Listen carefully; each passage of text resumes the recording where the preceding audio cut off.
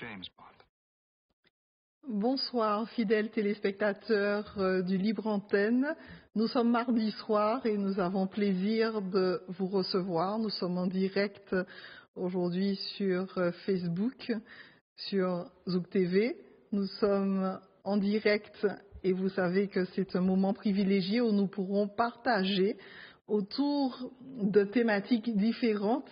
Merci de nous accueillir. Merci à Yannick Granier ainsi qu'à François Pérez pour la mise en onde. Bienvenue, chers invités. Pour ce soir, nous accueillons le pasteur Jean-Marc Login. Bonsoir. Bonsoir. Bonsoir à mes téléspectateurs. Bonsoir. Bienvenue, merci d'avoir accepté notre invitation. Nous accueillons également William Cédric Djic. Bienvenue. Merci, bienvenue. Bienvenue à vous tous. Alors, ce soir, vous nous avez posé une question et nous avons voulu en débattre. Il s'agit d'une thématique brûlante, d'une thématique d'actualité. Et nous avons plaisir d'en discuter ce soir. Que dit la Bible au sujet du parler en langue? Alors, nous allons voir ensemble qu'est-ce que le parler en langue, qu'est-ce que ça implique bibliquement. Vous pourrez réagir au 05 96 71 27 07. D'où que vous soyez, vous êtes les bienvenus. Que vous soyez de la Martinique, de la Guadeloupe, de l'Europe, partout dans le monde, nous demeurons connectés. Nous sommes heureux de partager avec vous. Je répète, au 71 27 07, précédé du 05 96. Mais pour l'heure, nous allons découvrir qui est pasteur Jean-Marc Login. Oui, bonsoir à vous tous. Donc, je me présente, je suis le pasteur Jean-Marc Login. Donc, je suis marié, j'ai 4 enfants. Cela fait 22 ans cette année de mariage. Et j'ai été baptisant du Saint-Esprit, baptisé d'eau aussi, en 1988. Cela maintenant fait 30 ans. Et voilà, donc mon parcours, vraiment, c'est un parcours long. J'ai travaillé avec beaucoup d'églises et dans beaucoup d'activités. J'ai commencé comme chantre. J'ai été aussi musicien, j'ai aussi vraiment fait pas mal de choses dans beaucoup d'activités, dans pas mal d'églises. Et aujourd'hui, je suis avec le pasteur Alain Villan de l'église du Temps du Réveil. Et je suis heureux de travailler avec lui. Et le Seigneur vraiment bénit cette œuvre et je rends grâce à Dieu pour ma présence ici sur ce plateau. Que Dieu vous bénisse par sa parole. Merci beaucoup Jean-Marc Login. Nous avons également avec nous un étudiant de la Bible qui nous vient de Venay-Raisonneau. Il s'agit de William Cédric Djic. Bienvenue William. Merci, c'est un plaisir d'être avec vous dans ce débat avec le pasteur Login, c'est ça? Oui. Et oui, tu as parlé de Venay-Raisonneau qui est une application qui est gratuite pour tous les chrétiens où on invite des personnes à venir raisonner sur les thèmes bibliques. Aussi, il y a la possibilité d'avoir la Bible en seront dans nos grecs. Et on a aussi une chaîne YouTube, Venay-Raisonneau, où les gens qui sont abonnés peuvent suivre continuellement nos études qu'on met à la disposition. Et c'est toujours un plaisir de s'asseoir autour de la parole avec la Bible pour pouvoir échanger avec le pasteur qui nous a fait part aussi de son ministère, de tout ce qu'il fait. Donc, c'est un privilège, quoi. Ben voilà, merci beaucoup à vous deux. Le décor est planté. La question est la suivante. Que dit la Bible au sujet du parler en langue? Alors, nous allons certainement vérifier et savoir ce qu'est le parler en langue pour ceux qui connaissent, parce qu'il y a des personnes qui nous regardent mais qui ne savent pas du tout de quoi il s'agit, de manière à identifier ce qu'est le parler en langue. Est-ce que c'est une pratique, parce qu'il est dit parler en langue, est-ce que c'est une pratique qui vient d'où? Du christianisme ou d'ailleurs? Qu'est-ce que vous pouvez en dire? dans le cadre de vos enseignements, dans le cadre de vos expériences, que pouvez-vous dire à quelqu'un qui s'interroge au sujet du parler en langue? Beaucoup d'églises en pratique, beaucoup de chrétiens de plus en plus, soit charismatiques ou autres, l'expérimentent et prétendent recevoir le Saint-Esprit. Alors, qu'est-ce que c'est? Comment est-ce qu'on est face à cette situation? Comment est-ce que ça se présente? Et que disent les enseignants? Que disent les étudiants? Que disent les enseignants à ce sujet? Vous, en qualité d'enseignant, quel est votre positionnement dessus? D'accord.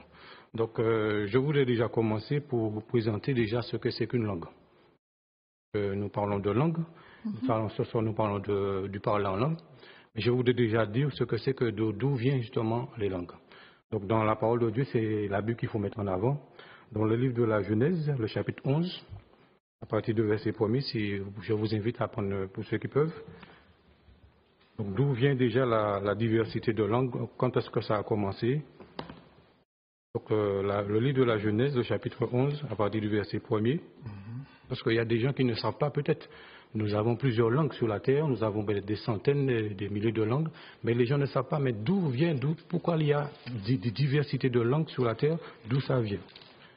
Donc, dans le livre de la Genèse, le chapitre 11, à partir du verset 1er, il est écrit « Toute la terre avait une seule langue et les mêmes mots. Comme ils étaient partis de l'Orient, ils trouvèrent une plaine au pays de Chiméa et ils y habitèrent. Ils se dirent l'un à l'autre, allons, faisons des briques et cuisons-les au feu.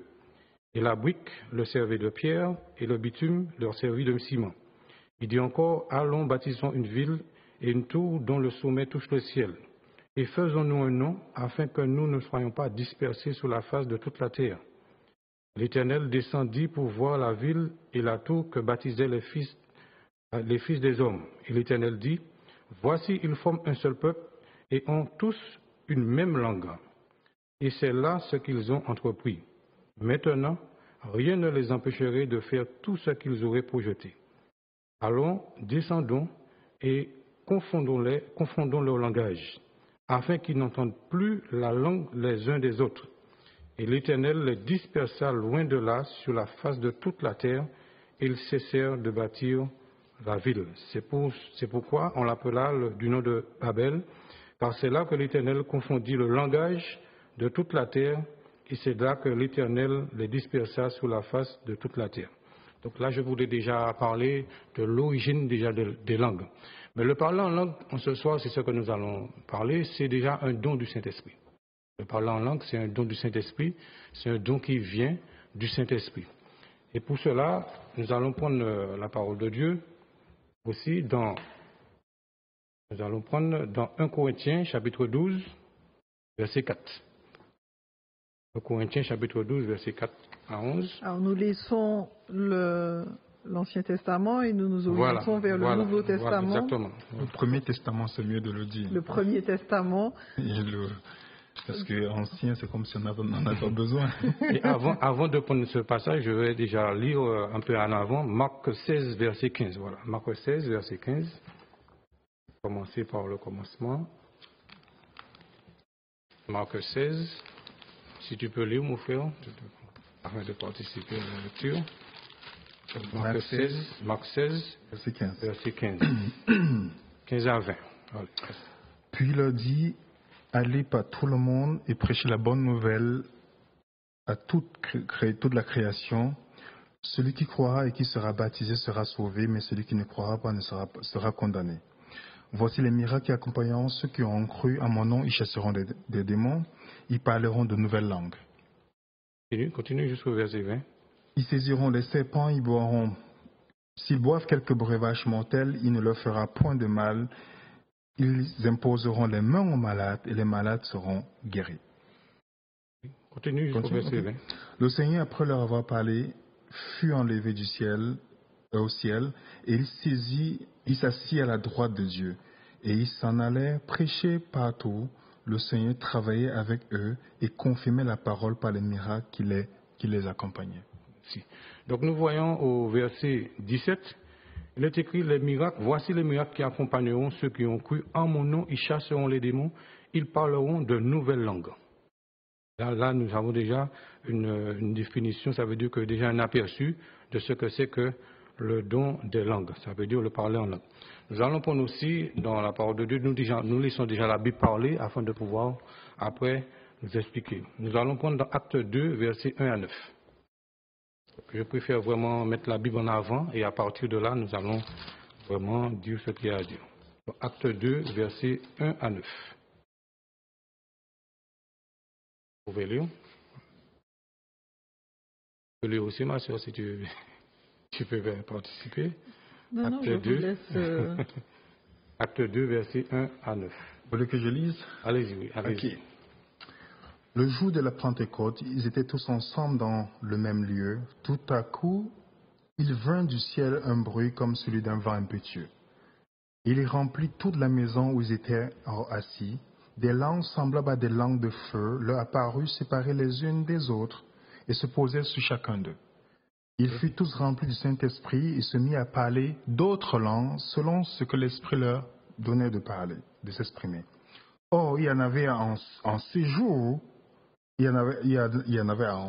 à Jérusalem des Juifs impieux de toutes les nations qui sont sous le ciel.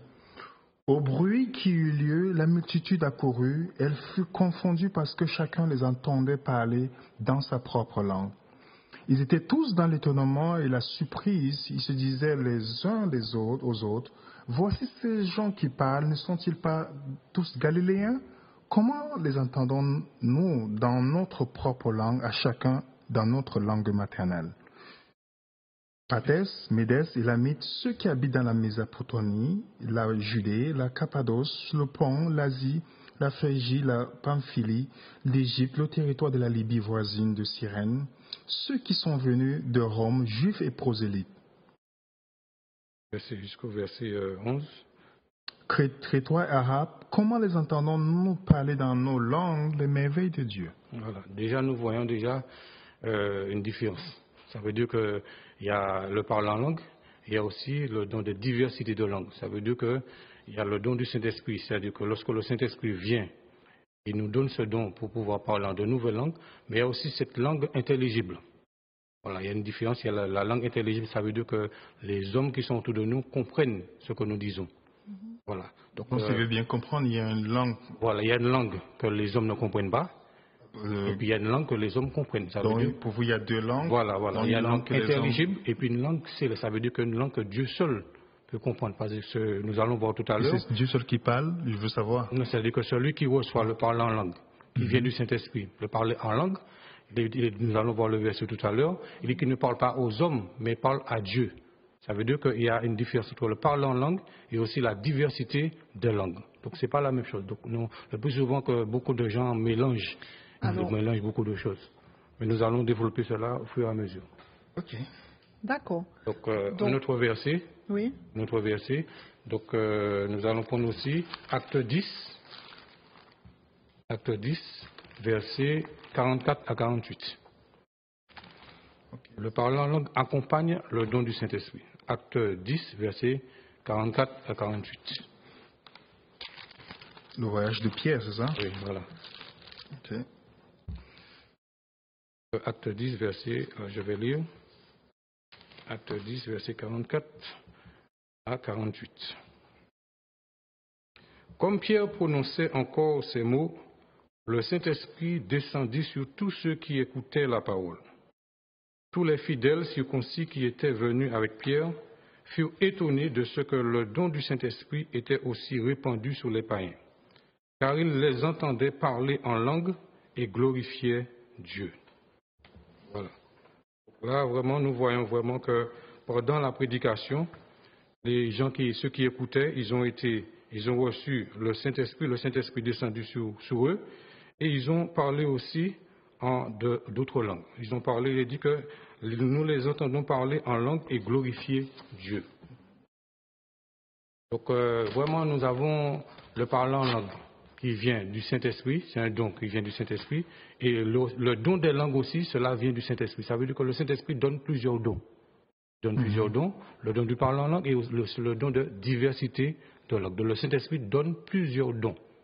Donc même au niveau du langage même, il y a différents langages. Un langage adressé à Dieu et un langage adressé aux hommes. Tout cela dans le parler en langue. Vous avez quelque chose à dire? Alors, on va résumer pour que nos amis téléspectateurs comprennent. Selon vous, d'après les versets que vous venez de nous communiquer, le don du le parler en langue, c'est un don. Oui, du Saint-Esprit. Qui vient du Saint-Esprit. Mais vous dites, je viens de noter que ce don du Saint-Esprit est soit le parler en langue, oui, ou parler en d'autres langues qui sont à la fois, c'est un parler qui est compris de Dieu seul et d'autres des hommes, c'est ça? Voilà, donc il y a un langage qui est adressé à Dieu, que les hommes ne comprennent pas, mais il y a un langage qui est adressé aussi aux hommes, aussi par le don de diversité d'elle. Ça veut dire que Dieu aussi a donné ce don pour pouvoir édifier l'Église. Pour pouvoir édifier l'Église. Et ces personnes qui ont ce don-là pour pouvoir parler en de nouvelles langues, en diversité, ils peuvent édifier l'Église à travers le langage. Et il y a de ceux aussi qui ont le don d'interpréter, le don d'interprétation des langues. Il y a le don des langues, il y a le don du parler en langue et le don d'interprétation des langues. Donc, tout cela, c'est dans la Bible. Très bien. On va revenir sur l'intérêt du parler en langue. Oui, je vais terminer avec d'autres versets. Donc nous allons prendre Acte 19. Acte 19, versets 1 à 7. Acte 10. On ne peut avoir le vrai parler en langue que par le Saint-Esprit. Le parler en langue, ça vient du Saint-Esprit. Acte 19, versets 1 à 7. La rencontre de Paul avec les deux personnes. Vous voulez que je lise pour vous? Oui, allez-y. Acte 19, versets 1 à 7. Ok. Pendant qu'Apollos était à Corinthe, Paul, après avoir parcouru les autres provinces de l'Asie, arriva à Éphèse, ayant rencontré quelques disciples, il leur dit, « Avez-vous reçu le Saint-Esprit comme vous avez cru? Il lui répondit, « Nous n'avons même pas entendu dire qu'il y a un Saint-Esprit. » Il dit, « De quel baptême avez-vous donc été baptisés? » Il répondit, « Du baptême de Jean. » Alors Paul dit, « Jean a baptisé du baptême de repentance, disant au peuple de croire en celui qui venait après lui, c'est-à-dire en Jésus. Sur ces paroles, il fut baptisé au nom du Seigneur Jésus. Lorsque Paul leur eut imposé les mains, le Saint-Esprit vint sur eux, et ils parlaient en langue, et prophétisaient. Ils étaient en tout environ 12 hommes. » Amen. Voilà, donc le verset 6 nous dit que lorsque Paul leur eut imposé les mains, le Saint-Esprit vint sur eux et ils parlaient en langue et prophétisaient. Ça veut dire que le don des langues ou le don du parler en langue est toujours accompagné par le Saint-Esprit. C'est le Saint-Esprit, lorsqu'il vient, qu'il accorde ce don. Ça veut dire que ce n'est pas un don qu'on achète, ce n'est pas un don qu'on va recevoir par des formules, par quoi que ce soit, mais c'est le Saint-Esprit en venant sur nous qui nous donne ce don du parler en langue ou la diversité des langues. Cela vient du Saint-Esprit. Et qui peut, selon vous, prétendre recevoir ce don-là? Mais je crois qu'il n'y a pas de prétention. Voilà. On n'a pas, déjà, lorsqu'on a l'Esprit de Dieu en soi, lorsqu'on reçoit le baptême du Saint-Esprit, on n'a pas de prétention. Ça veut dire que tout ce qu'on reçoit, c'est par la grâce de Dieu. Ce n'est pas pour dire qu'on a mérité. Dieu a répondu à notre foi. On a fait confiance, on a écouté la parole, on a reçu la parole et Dieu a agi par le Saint-Esprit. Donc il n'y a pas de prétention, on n'a pas à prétendre que oui, parce que si le fait que moi je parle en langue et toi tu ne parles pas en langue, que tu n'as pas l'Esprit de Dieu. Et nous allons voir tout à l'heure que l'apôtre disait que tous parlent-ils en langue, tous prophétisent-ils, tous font-ils des miracles. Donc nous n'avons pas à juger quelqu'un qui ne parle pas en langue pour dire qu'il n'est pas chrétien, qu'il n'est pas enfant de Dieu. Donc ça, il faut déjà être clair sur cela et nous allons prendre le verset qui parle de cela. Nous allons prendre notre verset dans 1 Corinthiens chapitre 12, 1 Corinthiens 12, là il parle vraiment en détail de ce sujet, de ce thème. 1 Corinthiens 12, versets 4 à 11. 1 Corinthiens chapitre 12. Donc j'invite les téléspectateurs à noter les versets vraiment et à lire ces versets chez vous, à la méditer, parce que c'est très important afin de pouvoir vraiment éclaircir le peuple de Dieu, parce qu'il y a beaucoup de dérives maintenant et dans beaucoup d'églises, dans beaucoup de lieux à ce sujet-là. Donc 1 Corinthiens 12, versets 4 à 11. Vous pouvez lire? Oui, allez-y. Il y a diversité de dons, mais le même esprit. Diversité de ministères, mais le même Seigneur. Diversité d'opérations, mais le même Dieu qui opère tous en tous. Or, à chacun, la manifestation de l'esprit est donnée pour l'unité commune. En effet, à l'un est donné l'esprit des paroles de sagesse, à un autre, les paroles de connaissance, selon le même esprit. À un autre, la foi, par le même esprit. À un autre, le don de guérison, par le même esprit. À un autre, le don d'opérer des miracles. À un autre, la prophétie. À un autre, le discernement des esprits. À un autre, la diversité des langues. À un autre, l'interprétation des langues. Un seul et même esprit opère toutes ces choses, les distribuant à chacun en particulier comme il veut. Amen. Voilà. Donc, nous venons de lire vraiment que le don du Saint-Esprit est donné par le Saint-Esprit. Donc, c'est le Saint-Esprit qui distribue les dons, comme nous venons de le lire, comme il veut. Ça veut dire que ce n'est pas nous qui choisissons quel don que nous voulons.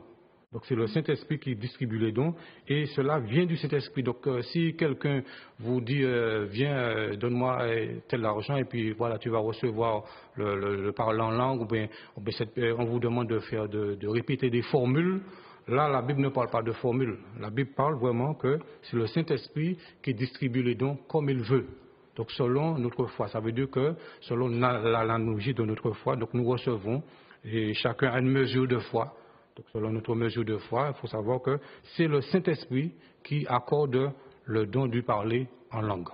Donc, quelqu'un qui peut vous dire, oui, vous me donnez de l'argent, vous me donner quelque chose pour recevoir le parler en langue, cela ne vient pas de Dieu.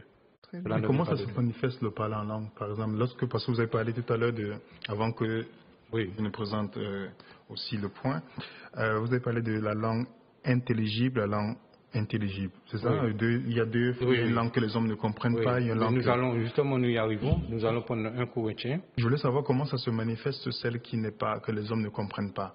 Et comment ça se manifeste celle que les hommes comprennent pour que je puisse... C'est-à-dire que c'est la langue que les hommes ne comprennent pas, parce que nous allons tout à l'heure que celui qui parle en langue, là je ne parle pas de diversité de langue, celui qui parle en langue ne parle pas aux hommes, mais parle à Dieu. Ça veut dire que c'est une expression verbale que le chrétien exprime pour pouvoir louer Dieu, pour pouvoir glorifier Dieu, et cela s'adresse à Dieu.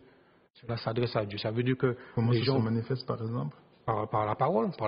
Voilà, je dis verbalement, c'est une expression verbale. C'est des mots qui sortent de la bouche. On ne comprend pas. Voilà, même celui qui parle ainsi, il ne comprend pas ce qu'il dit. Ça veut dire que c'est une prière qu'il adresse à Dieu. C'est une expression que lui-même ne comprend pas, que cela vient spontanément par l'Esprit de Dieu qui est en lui, qui le pousse justement à parler ainsi. Et ça se manifeste à quel moment, par exemple? Mais comme c'est un don, ça veut dire que nous avons reçu cela. Donc nous pouvons l'utiliser, c'est-à-dire que le Saint-Esprit nous a donné, nous a fait le don du parler en langue. À ce moment-là, nous pouvons l'utiliser parce que la Bible dit que celui qui parle en langue s'édifie lui-même. Donc ça veut dire que nous pouvons aussi nous-mêmes nous édifier en parlant en langue. Ça veut dire même si on ne comprend pas, mais on est convaincu, on a été baptisé du Saint-Esprit, on sait que ce qu'on a reçu vient de Dieu, donc on peut s'exprimer. C'est pas forcément dans une église, mais quel que soit là où on est, on peut s'exprimer en langue pour pouvoir louer Dieu, pour pouvoir glorifier Dieu. Mais ça peut être, enfin, on va revenir dessus parce que vous avez présenté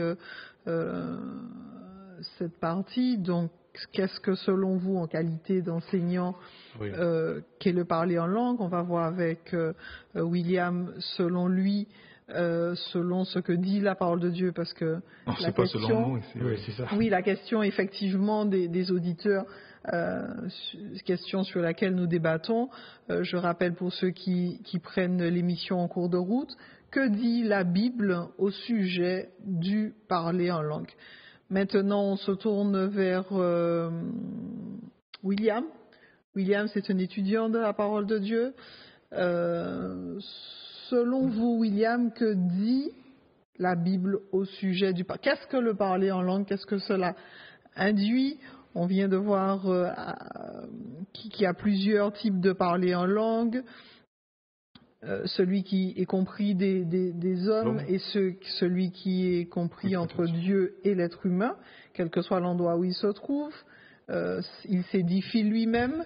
Donc ça, c'est ce qu'on a eu avec les versets à l'appui du pasteur que nous avons ici, pasteur Jean-Marc Login.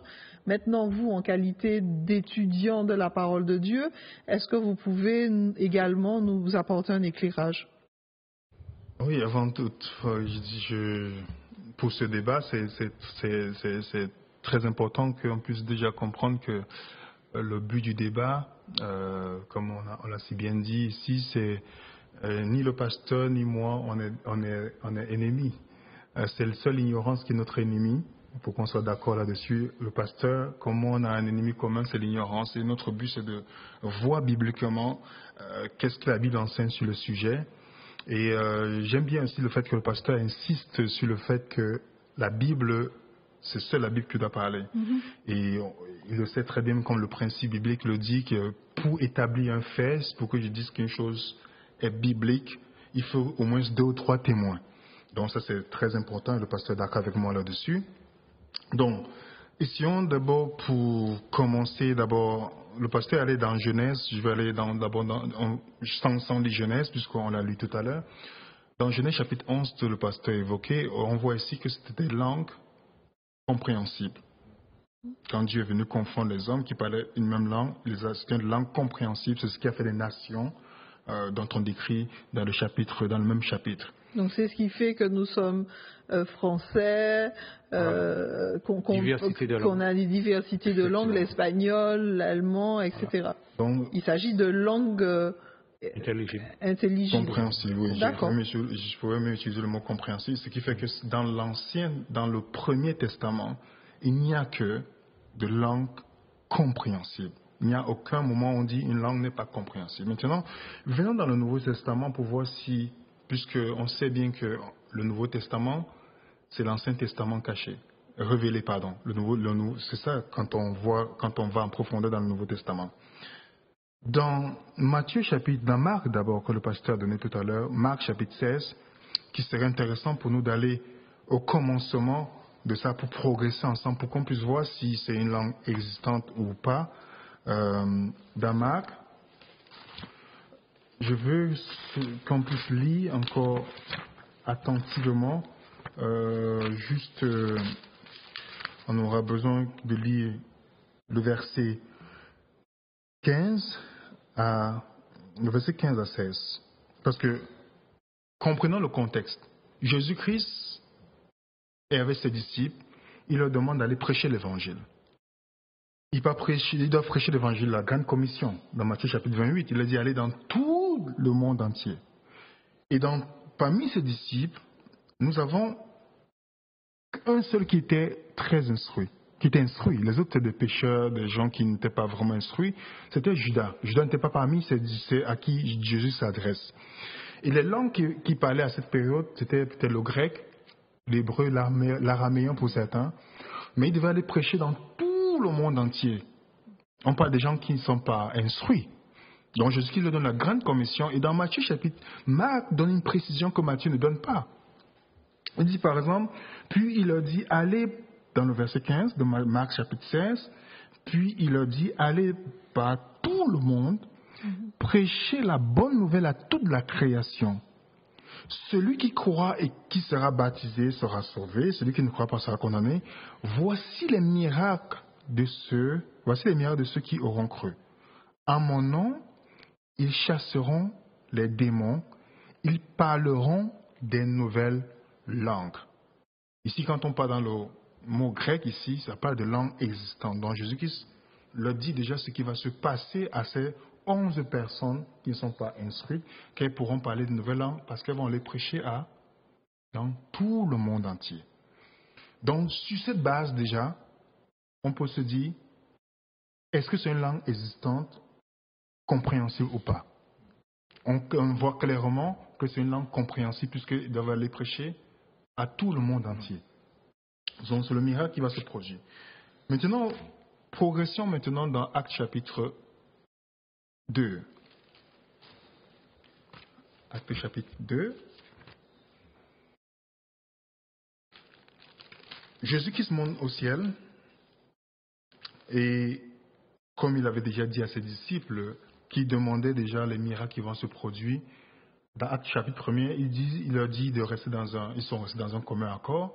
Mais avant cela, les disciples étaient en train de demander à Jésus, à quel moment il va rétablir le royaume, Israël. Il leur a dit non, restez, vous devez d'abord être mes témoins où? À Jérusalem, à la Judée et dans la Samarie et dans tout le monde entier. Donc il y a une progression, quand on regarde le livre des Actes, il y a une progression de ce que Jésus-Christ donne. Dans Actes chapitre 2, la Pentecôte, le jour de la Pentecôte qui est une fête très importante pour le peuple juif, et c'est l'occasion ultime que Dieu manifeste la promesse qu'il a donnée. Et ici, on parle des Juifs de la diaspora qui sont nés supposons, on est ici à Martinique, les Martiniquais de la diaspora, un Martiniquais qui est né en Italie, qui a grandi depuis génération, un Martiniquais qui est né en Espagne, au Japon, ils parlent que la langue où ils sont nés, vous voyez. Mais ils ont une fête, ils ont gardé la tradition, ils ont gardé les fêtes importantes du calendrier juif, le calendrier religieux, qui est la Pentecôte, 50 jours après la Pâque. Et ils doivent venir à Jérusalem, puisque c'est le lieu par excellence pour cette fête-là, la ville sainte. Et lorsqu'ils viennent, Dieu profite de l'occasion avec les disciples qui étaient là, pour que l'évangile soit entendu par ceux qui viennent. Je vais juste lire quelques petits points sans lire tout le chapitre. On dit dans le verset 4, par exemple, « Ils furent tous remplis du Saint-Esprit et se mirent à parler en d'autres langues selon que l'Esprit leur donnait de s'exprimer. » Donc, ils parlaient en d'autres langues. Le verset 5 commence par un contraste pour montrer, pourquoi ils parlent en langue? Parce qu'il y a quelque chose qui suit. Or, il y avait en séjour à Jérusalem des hommes juifs, des hommes pieux de toutes les nations, comprenez bien, de toutes les nations qui sont où? Sous le ciel, donc qui viennent de plusieurs pays. Et puis, on dit, au bruit qui eut lieu, la multitude accourut, elle fut confondue parce que chacun les entendait parler dans sa propre langue. On parle des nations qui sont venues, qui viennent de toutes les nations. Ils étaient tous dans l'étonnement. On sait pourquoi ils étaient dans l'étonnement, parce qu'ils savaient que la plupart c'était des Galiléens, des gens qui n'étaient pas instruits. Comment ils ont pu apprendre cette langue-là, sans toutefois voyager encore? Ils étaient surpris et ils se disaient les uns aux autres, « Voici ces gens qui parlent, ne sont-ils pas tous Galiléens? Comment les entendons-nous dans notre propre langue, à chacun dans notre langue maternelle ?» Et sans toutefois tarder, le verset 9 nous cite toutes ces langues. Jusqu'au verset 11, on cite toutes les langues qui étaient présentes. Et ici, dans Actes chapitre 2, il s'agit ici, pas selon moi, mais selon les Écritures, que c'est des langues qui étaient compréhensibles, puisqu'elles ont entendu ce qui a été prêché.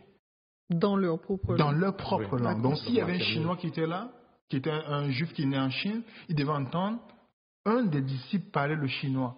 Donc il devait se tourner, imaginez il y a 11 personnes qui commencent à parler différentes langues. La langue que vous entendez, c'est là où vous approchez vers la personne. On est clair là-dessus, pasteur? Oui, bien sûr. Ok, donc nous allons progresser, on va aller dans Actes chapitre 10. Parce que dans le livre de Actes, dans la Bible, en principe, dans le livre de Actes, on parle 3 fois du parler en langue. C'est 18 fois la manifestation du Saint-Esprit, mais 3 fois le parler en langue. Et on va voir ces 3 fois dans le livre de Actes pour voir s'il s'agit de langues existantes ou de langues qui ne sont pas existantes, avant de progresser. Donc la première fois, c'est dans Actes chapitre 2. La deuxième fois, c'est dans Actes chapitre 10. Je ne vais pas raconter toute l'histoire de Pierre, qui a une vision. Vu que les Juifs ont une conception des étrangers en les considérant les goïms, les impurs, alors Dieu donne la vision sur une nappe à Pierre des animaux impurs et lui dit de manger. Déjà, Pierre n'a jamais mangé, bien que certains chrétiens prennent cela pour justifier qu'ils peuvent manger des animaux impurs. Pierre n'a jamais mangé. Pierre dit, je n'ai jamais mangé quelque chose d'impur dans ma vie. 3 fois la vision et puis la nappe disparaît. Et Dieu permet à Pierre de comprendre que le but c'est d'aller prêcher, ne reste pas impur, ce que je considère pur, parlant des païens, qui ont aussi bénéficié par le sacrifice de Jésus-Christ le droit au salut. Et maintenant, Pierre, subitement, les gens viennent rencontrer Pierre pour le demander, pour lancer l'invitation. Pierre devait aller prêcher à qui? À un Italien. Vous savez ça, non? Le Saint-Denis, il devait aller chez lui, dans sa maison, pour aller prêcher l'évangile. Lorsqu'il arrive dans le verset, on va lire 44. Oui, on va lire le verset 44 par exemple. Comme Pierre prononçait encore ces mots, le Saint-Esprit descendit sur tous ceux qui écoutaient la parole. Tous les fidèles circoncis, donc les Juifs qui accompagnaient Pierre, qui étaient venus avec Pierre, furent étonnés de ce que le don du Saint-Esprit était aussi répandu aux païens, car ils les entendaient parler en langue et glorifier Dieu. Alors Pierre dit, peut-on refuser l'eau du baptême à ceux qui ont reçu le Saint-Esprit, aussi bien que nous? Il ordonna qu'ils soient baptisés au nom du Seigneur, sur quoi il le priait de rester quelques jours auprès d'eux. Déjà, posons-nous la question simple. Est-ce que c'est une langue existante ici ou une langue qui n'est pas compréhensible? Quand on lit, Pierre doit parler aux Italiens. Les gens qui étaient dans la maison de Corneille étaient des étrangers qui ne savaient pas bien, qui ne pouvaient pas communiquer facilement avec peut-être Corneille, l'Italien qui a eu la vision. Peut-être, vu qu'il a vécu aussi auprès des Juifs, pouvait parler peut-être le grec. Mais les autres dans la maison ne parlaient pas forcément la langue. Donc il fallait moins de communication puisque c'est les circoncis maintenant qui ont entendu les païens parler. Ils ont entendu qu'ils ont parlé quelque chose qu'ils ont compris finalement. Parce qu'ils ont reçu le Saint-Esprit. Déjà, on voit qu'on peut recevoir le Saint-Esprit sans recevoir d'abord le baptême d'eau ici. Et qu'est-ce qui va confirmer que c'est une langue existante? Parce que Pierre dit qu'ils ont reçu le Saint-Esprit comme nous. Quand ils ont reçu le Saint-Esprit, ils ont parlé quelle langue? Incompréhensible ou une langue qui n'est pas compréhensible? Une langue existante. Existante. Oui. La confirmation de ce que je vous donne, Shemot. on va aller dans Actes chapitre 11, le chapitre qui suit, le verset 15. Vous savez que lorsque Pierre est sorti de là, il est rentré, quand il a rencontré les disciples se sont fâchés en disant qu'on a entendu dire que tu es parti chez les non-croyants. Et Pierre commence à expliquer pour justifier pourquoi il est allé chez les non-croyants. Dans le verset 15, voilà ce que Pierre donne dans son argumentation. Il dit, « Lorsque je me fus mis à parler, le Saint-Esprit descendit sur eux comme sur nous au commencement. » À quel moment, de quel commencement il fait référence ici? Acte chapitre 2. Oui, le jour de la Pentecôte. Voilà. Dans Acte chapitre 2, est-ce que c'est une langue existante ou une langue qui n'est pas compréhensible? C'était compréhensible parce que ceux qui étaient là comprenaient. Voilà, ce qui fait que, ici c'était une expérience différente, il devait dire non, c'est une expérience différente. Ça veut dire que c'était une langue compréhensible qu'ils ont parlé chez Corneille. On est d'accord là-dessus? On va progresser maintenant dans Acte chapitre 19. Acte chapitre 19. Je vous la rencontre de Paul avec des disciples qui n'avaient pas encore reçu, qui n'avaient pas entendu parler du Saint-Esprit. Dans le verset qui nous intéresse ici, dans le verset 4 de Acte chapitre 19, on dit, alors Paul dit, Jean a baptisé du baptême de repentance, disant au peuple de croire en celui qui venait après lui, c'est-à-dire en Jésus. Sur ces paroles, il fut baptisé au nom du Seigneur Jésus. Lorsque Paul leur eut imposé les mains, le Saint-Esprit vint sur eux, il mit à parler en langue et prophétisait. Ils étaient en tous quoi? 12 hommes. Ils sont à Éphèse ici, n'est-ce pas? C'est pas vrai, c'est ça? Et ils reçoivent le Saint-Esprit, ils commencent à prophétiser. Ici, là, la prophétiser ne veut pas dire qu'ils ont eu des visions. Le mot prophétiser veut aussi dire prêcher. Ils ont commencé à prêcher et à parler en d'autres langues, puisqu'ils étaient c'est les disciples qui avaient reçu l'évangile, mais n'avaient pas encore reçu le don du Saint-Esprit. Et l'expérience de Paul ici nous montre que ces gens commençaient à prêcher aussitôt qu'ils ont reçu la puissance du Saint-Esprit dans leur vie et à parler d'autres langues. Le même Paul, pour comprendre la pensée de Paul sur le parler en langue, on peut progresser juste dans dans le livre de Corinthe. Oui. Dans 1 Corinthiens, si vous me permettez, dans 1 Corinthiens chapitre 12,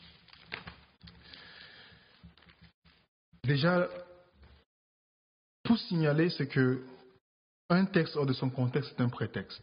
On est d'accord là-dessus, n'est-ce pas, pasteur? C'est que quand Paul écrit à l'église de Corinthe, c'est l'église où il y a eu beaucoup de problèmes, un peu comme Thessalonique. Là, il écrit 2 lettres. Et vous savez que dans l'histoire, Corinthe était une ville portuaire.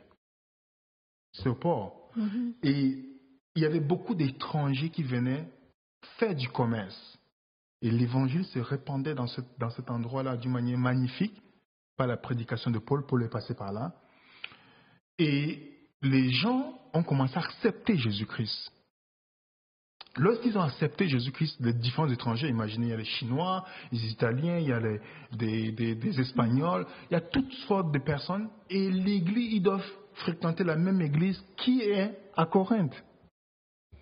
Paul introduit 1 Corinthiens, chapitre 1er d'abord, dans le verset 10.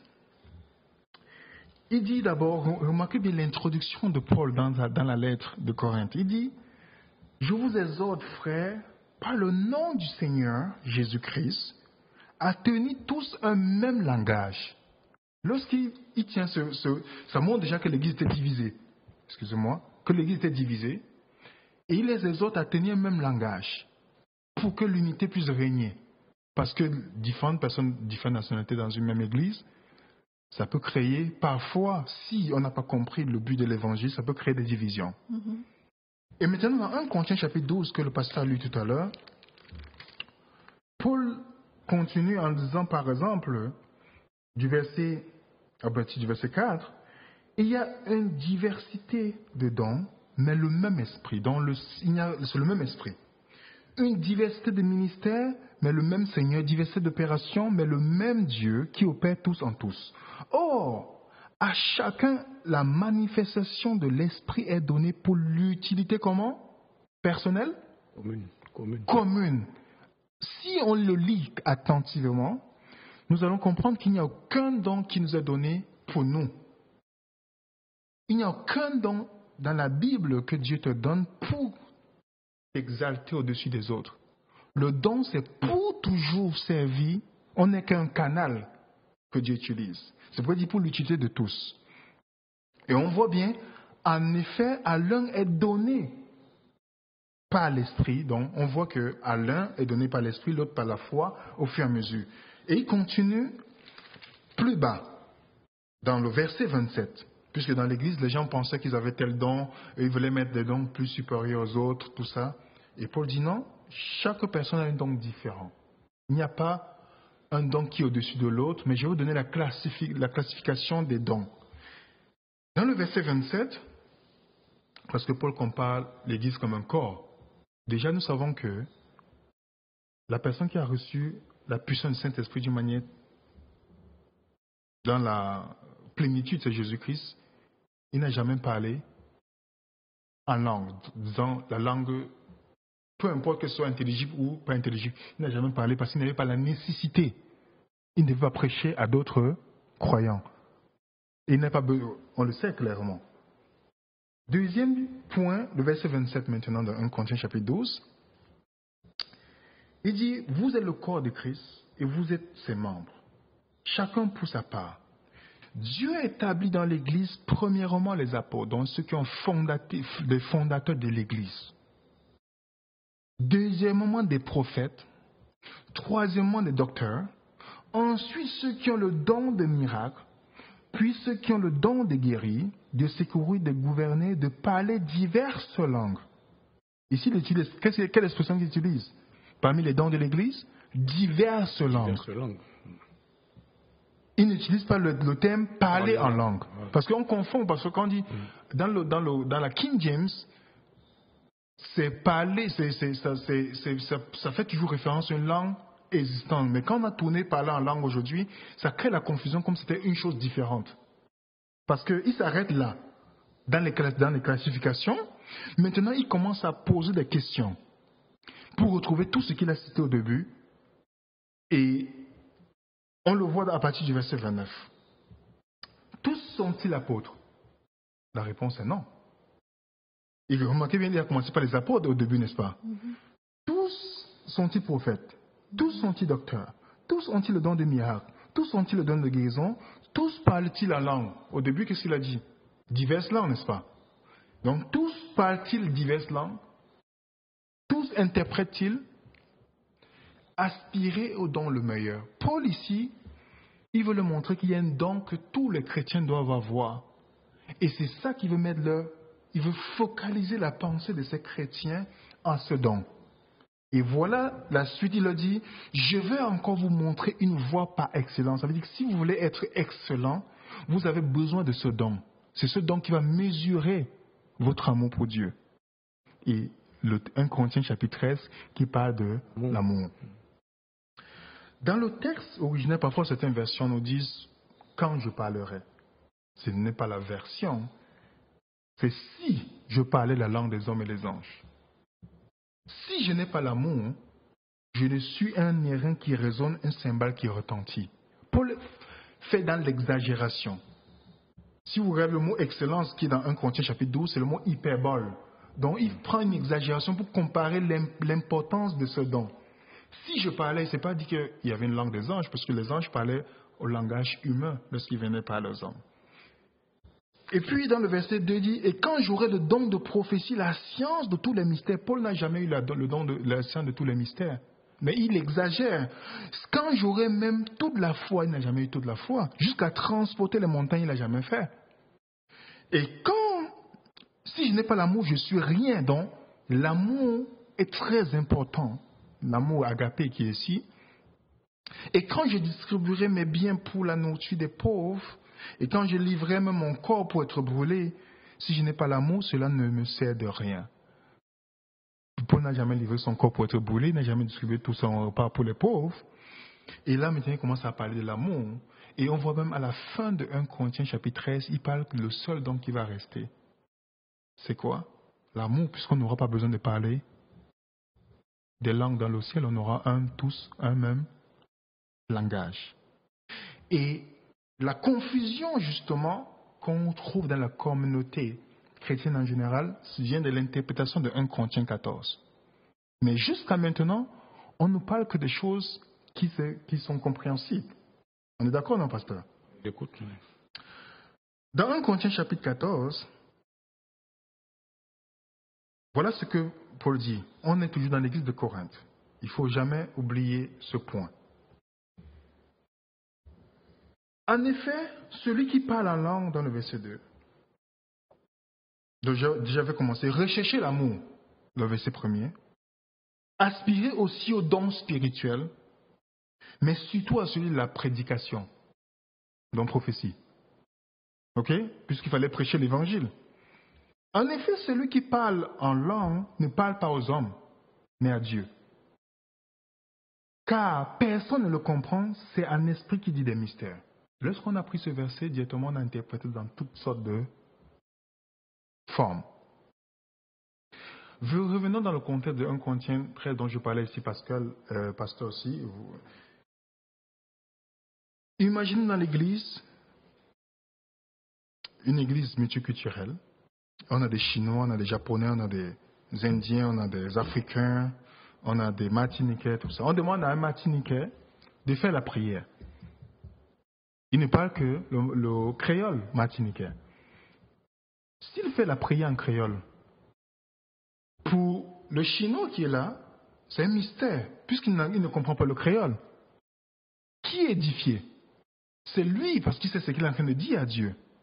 C'est dans ce contexte-là que Paul parle à Corinthe. Il n'a jamais fait ce message à Éphèse, par exemple. Parce qu'Éphèse, ils parlaient tous la même langue, puisqu'il n'était pas multiculturel. Mais si, en particulier, il dit, celui qui parle, personne ne le comprend, parce qu'il parle à sa propre langue. C'est seulement Dieu qui comprend ce qu'il dit, puisqu'il est en train de s'adresser à Dieu, à sa langue maternelle. Et Dans le verset 5, il dit, je désire que vous parlez tous en langue, mais que vous prophétisez, mais on voit bien qu'il y a toujours le besoin d'interprète. Ok? Dans le verset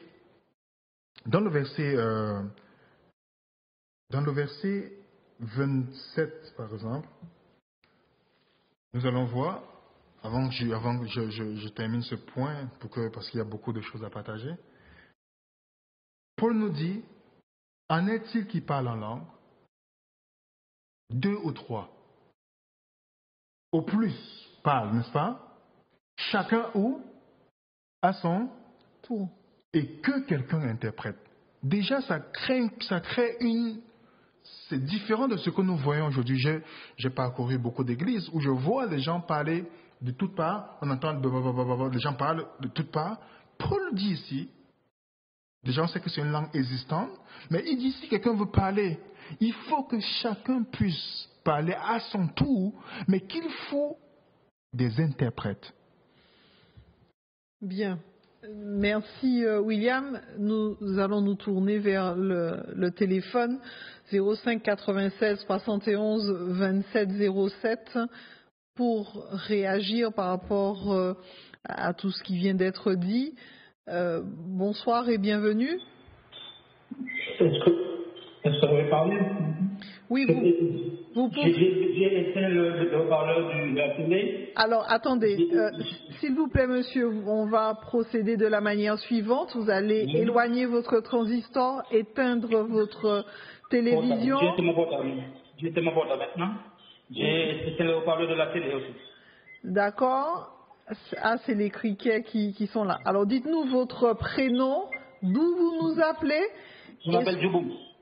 Et soyez précis parce qu'on a énormément d'appels. Nous vous écoutons. Votre prénom? Grégory. Grégory. Bienvenue, Grégory.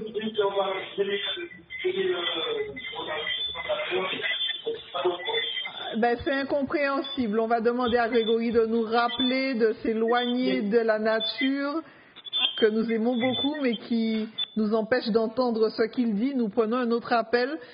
05 96 71 27 07. Bonsoir et bienvenue. Bonsoir. Vous êtes à l'antenne. Très bien. La personne va rappeler. Nous vous invitons à vous tourner vers vos téléphones 71 27 07 pour ce partage. Je vous rappelle la thématique de notre soirée, de ce libre antenne. Que dit la Bible au sujet du parler en langue? Nous avons placé le contexte parce que nous avons vu qu'un texte hors de son contexte est un prétexte. Nous avons donc progressé sur ce qu'est le parler en langue, qui pouvait prétendre au parler en d'autres langues, qu'il s'agit d'aspirer en tout cas au don du meilleur. Nous avons quelqu'un en ligne. Bonsoir. Allô, bonsoir. Oui, Grégory, nous vous écoutons.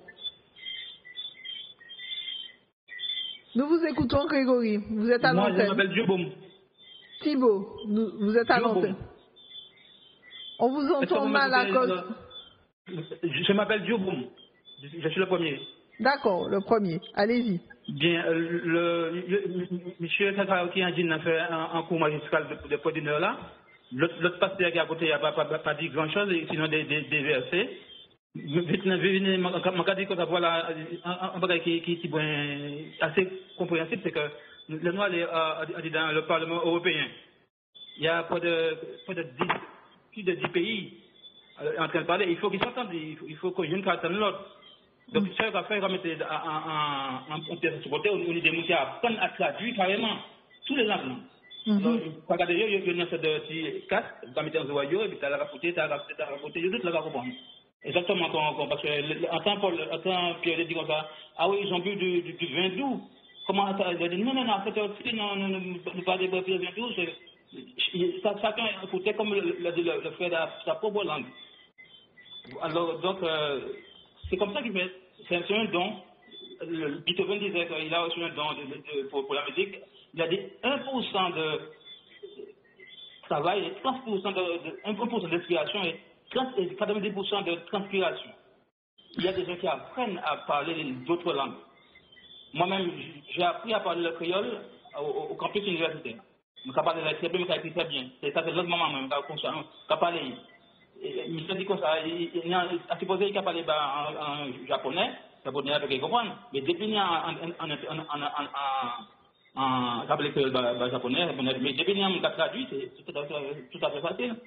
Et même, il y a aussi le don de le droit, c'est demoiselles qui apprennent de dessiner, le langue de la destinée. C'est encore une langue. C'est très important pour ceux qui sont chauds et muets. Alors, je vais m'arrêter là. Très bien. Merci grandement de votre partage. Alors, c'est vrai que nous avons William avec nous qui nous a précisé qu'il est canadien, donc il ne connaît pas encore trop tout le créole. Je ne connais pas. mais je pense que c'est en voie d'apprentissage d'autres langues, donc à découvrir, puisque nous sommes dans le parler en langue. 71 27 07, soyez court, concis et précis. Bienvenue. Nous vous écoutons. Bonsoir. Vous êtes à l'antenne. Oui. Vous appelez comment? Je suis Madame Georges Solange. Solange, bienvenue. Oui, merci. Nous vous écoutons. Vous vouliez réagir? Vous êtes à l'antenne, nous vous écoutons. Ah, oui. Ah, mais oui, je suis Madame Georges Solange, j'habite en Guadeloupe. Oui, j'habite en Guadeloupe. Ah, très bien, vous appelez de la Guadeloupe. Bienvenue, la Guadeloupe. Oui, merci. Alors là, je suis à l'antenne à la télé, là, mais... Oui, vous êtes à l'antenne, vous êtes en direct, nous vous écoutons. Allez-y, franchement.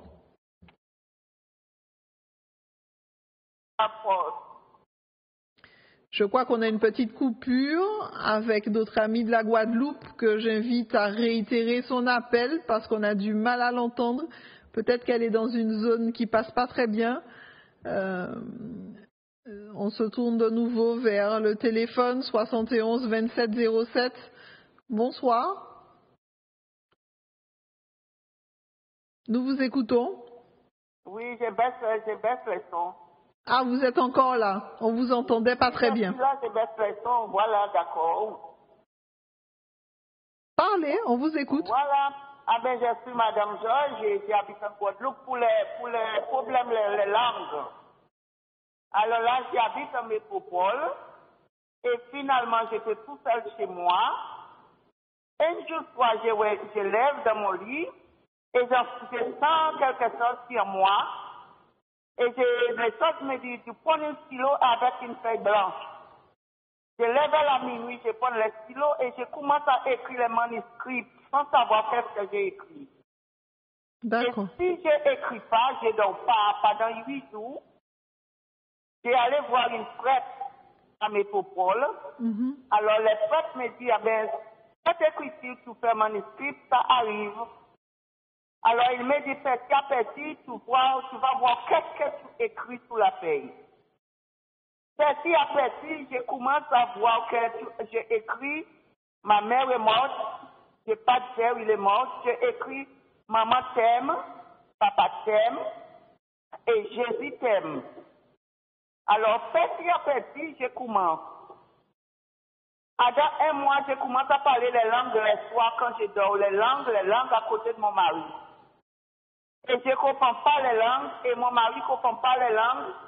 Et après, je parle les langues, je dis Amen. D'accord. Alors, j'ai besoin de savoir de quelle langue je parle parce que moi, je ne comprends pas. Très bien. Et depuis ce jour-là, moi, je sens que je suis brave. Je bois que j'ai Jésus dans ma vie, il y en a quelque chose dans ma vie, et je sens que c'est pas moi. D'accord. Très bien. Vous ne vous reconnaissez pas dans ce qui se passe dans votre vie.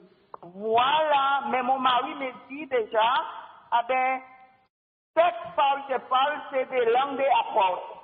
mais moi, je ne comprends pas. D'accord. J'ai allé voir une prêtre, le prêtre me dit, Jésus avait 12 disciples, alors peut-être c'est une langue des disciples que je parle. C'est une don de Dieu. Très bien. Parce qu'il y en a des fois, quand je suis toute seule à côté de mon mari, je sens quelque chose qui vient en moi. D'accord. Je dis, mon mari, ça vient. Mon mari me dit, mais qu'est-ce qui vient? Je ne sais pas. Et même quand je parle les langues sans arrêt, après je dis Amen. Les seules choses que je comprends, c'est Amen, mais les autres choses, je ne comprends pas. D'accord.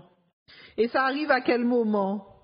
Ah ben, ça agit plutôt les soirs quand je dors. D'accord. Ben, on va se tourner vers nos invités. Merci pour ce témoignage. Nous vous invitons à écouter leur éclairage dessus. Selon vous, cette téléspectatrice partage ce qui lui arrive. Elle a écrit un manuscrit qu'elle ne comprend pas dans une langue qu'elle ne comprend pas. Quand elle prie, elle ne comprend pas. Elle sent qu'il y a quelque chose qui vient. Et elle s'est tournée vers des enseignants religieux. Qu'est-ce que vous en dites? Et elle aimerait comprendre. La seule chose qu'elle comprend, c'est Amen, ça lui arrive de nuit. Et aussi, visiblement, ça lui parle de la mort, de sa famille, etc. Donc, selon la Bible, de façon que nous avons lu dans la parole de Dieu, que tous ceux qui ont reçu le parler en langue ou les diversités de langues, cela venait du Saint-Esprit. Ça veut dire qu'il y a une manifestation du Saint-Esprit. Ça veut dire que c'était des croyants. C'est déjà des personnes qui ont entendu l'évangile, des personnes il y a de ceux qui, pendant la prédication même, le Saint-Esprit est descendu sur eux et ils ont reçu le parler en langue, ils ont reçu le don du Saint-Esprit. Donc, ça veut dire que le parler en langue qui vient de Dieu, parce que je dis qu'il y a des contrefaçons aussi, ça veut dire que toutes les langues que nous pouvons manifester ne viennent pas forcément de Dieu. Et surtout lorsqu'elle a parlé de l'écriture automatique, là, elle s'est mise à écrire, et puis c'est alors que sa mère est décédée, alors comme si elle reçoit un message de quelqu'un qui est déjà mort. Mm-hmm. Donc, ça, déjà, c'est pas clair. Donc, le Saint-Esprit, lorsqu'il nous donne le don du parler en langue, déjà, c'est pour glorifier Dieu, c'est pour nous édifier, pour édifier l'Église aussi, pour l'utilité commune. Donc, tout ce que Dieu fait, il le fait pour notre bien et pour le bien de l'Église. Donc, à partir du moment que vous recevez un message qui vient de quelqu'un qui est décédé, il faut savoir que les morts n'ont pas de relation avec les vivants. Donc, déjà, cela, on ne peut pas dire que cela vient de Dieu. Même s'il y a le nom de Jésus qui est prononcé, cela ne veut pas dire que cela vient de Dieu. C'est pas lorsque vous entendez le nom de Jésus, partout, dans n'importe quoi, que cela vient de Dieu. Donc, il faut être prudent. Il faut être prudent. Je crois que, madame, il faut vraiment que vous puissiez rechercher Dieu, prier, invoquer vraiment le nom de Jésus-Christ et lisez la Bible, la parole de Dieu et vraiment demander à Dieu de vous éclairer, de vous délivrer parce que cela n'est pas normal que quelqu'un qui est déjà mort, qui est déjà décédé, puisse vous envoyer un message à travers une écriture. Une écriture que vous ne comprenez pas, ça s'appelle l'écriture automatique. Et ça s'appelle aussi, c'est de l'occultisme. Mais elle parle aussi. Elle dit qu'elle parle. Voilà. Elle parle en langue. Voilà. Qu'elle ne comprend pas. Voilà. Elle parle une langue et qu'elle ne comprend pas. Elle dit Amen. Le fait de dire Amen ne veut pas dire non plus que cela vient de Dieu. Très bien. Donc c'est pas parce que vous parlez, vous disiez quelque chose et que vous ne comprenez pas et que vous dites Amen à la fin que cela vient de Dieu. D'accord. Donc nous avons lu plusieurs exemples dans la Bible qui montrent l'origine du vrai parler en langue, c'est à la suite de la prédication de l'évangile, le Saint-Esprit agit dans le cœur, dans la vie de ceux qui croient. Et le Saint-Esprit agit. Mais toute autre langue qui ne vient pas par ce moyen-là, je ne crois pas que cela vient de Dieu. William, peut-être quelque chose à dire à cette téléspectatrice? Moi, je vais un peu rebondir sur ce que le pasteur a dit, parce que le pasteur évoque la langue qu'on ne comprend pas et la langue qu'on comprend. On se rend compte que cette dame parle une langue qu'elle ne comprend pas. Et le pasteur dit, ça ne vient pas de Dieu. Mais comment savoir aussi que les langues qu'on ne comprend pas des autres personnes viennent de Dieu? Ça crée déjà une ambiguïté. Quand on sait bien que dans la Bible, tout ce que Dieu donne, il y a la contrefaçon. Satan utilise la contrefaçon. Lorsque j'ai parcouru, avant de devenir chrétien, j'ai essayé de me renseigner un peu sur les manifestations que je voyais dans le yoga, dans le New Age. Les gens parlent en langue dedans. Et quand on lit clairement dans la Bible, par exemple dans Jean 14, verset 30, où Dieu dit le prince de ce monde vient, il n'y a rien de lui à moi. Pour montrer que Dieu n'utilise aucune chose que Satan utilise. Comment est-ce que nous pouvons dire que le parler en langue qui n'est pas compréhensible vient de Dieu? Si c'est une prière que j'adresse à Dieu, comment s'il m'exauce, comment je vais savoir qu'il m'a répondu? J'ai l'expérience d'un cousin à moi, à Montréal, j'étais parti chez lui, et je l'entendais crier dans la douche, sous la douche, il parlait, Alors j'étais surpris, je dis, je sais pas, j'attends qu'il va sortir, je pensais qu'il y avait quelque chose, et on me dit, non, il est en train de prier. Ok, je l'attends, il sort, et puis il s'habille, je viens de poser la question, je dis, alors qu'est-ce qui se passe? Tu parles quelque chose, que tu comprends ce que tu dis? Il dit, non. Je dis, pourquoi tu ne comprends pas? Il me dit, c'est une prière qu'il adresse à Dieu, c'est le parler en langue. Le but de cette prière, c'est que Satan ne comprenne pas ce qu'il est en train de dire à Dieu. Je lui dis, attends, toi tu ne comprends pas, Satan ne doit pas comprendre. Mais si Dieu te répond, comment tu vas savoir qu'il t'a répondu? Il ne savait pas quoi me dire. Cette dame, sûrement, elle est sincère dans sa démarche. On ne peut pas lui dire que c'est mauvais, on ne peut pas lui dire que, bien que le fruit ne ressemble pas à ce que Dieu demande, mais elle doit être sincère. Qu'est-ce qu'on peut proposer par rapport à ça? C'est de faire une prière sincère. Je connais des gens qui parlaient du charabia et qui se sont rendus compte, ils ont posé la question, mais Dieu, tu ne peux pas utiliser ce que je trouve dans le vaudou, ce que je trouve dans le New Age, tu ne peux pas utiliser ces choses. Seigneur, ça ne vient pas de toi, permets que ça s'arrête. Je connais des gens qui ont fait cette prière, aujourd'hui, ils ne parlent pas de charabia. Puisque le but du parler en langue, qui est une langue existante, c'est d'aller prêcher l'évangile. Ce n'est pas une édification personnelle. Et Paul dit dans 1 Corinthiens 14, que je vais lire avec vous, il dit bien dans le verset 21 à 22, il est écrit dans la loi, c'est pas là, citant Isaïe, c'est pas des hommes d'une autre langue et pas des lèvres étrangères que je parlerai à ce peuple. Il n'écoutera pas même ainsi, dit le Seigneur. Par conséquent, les langues sont un signe, non pour les croyants, mais quoi, pour qui? Pour les non-croyants. Imaginez les gens qui ne croient pas et voient des personnes qui parlent d'autres langues. Je connais des gens qui ont des dons pour parler. Même le don d'interprétation, ce n'est pas tout le monde. Je peux comprendre l'anglais, mais je peux interpréter l'anglais dans une conférence publique. Donc, ce que nous pouvons encourager cette dame, en sachant qu'elle voit ces manifestations, c'est de se mettre à genoux pour dire, Dieu, si ça ne vient pas de toi, tout cela, je ne veux rien avoir à faire avec ce que Satan apporte. Je te prie, Dieu, de couper court avec cela dans ma vie. Je veux que Jésus dans ma vie.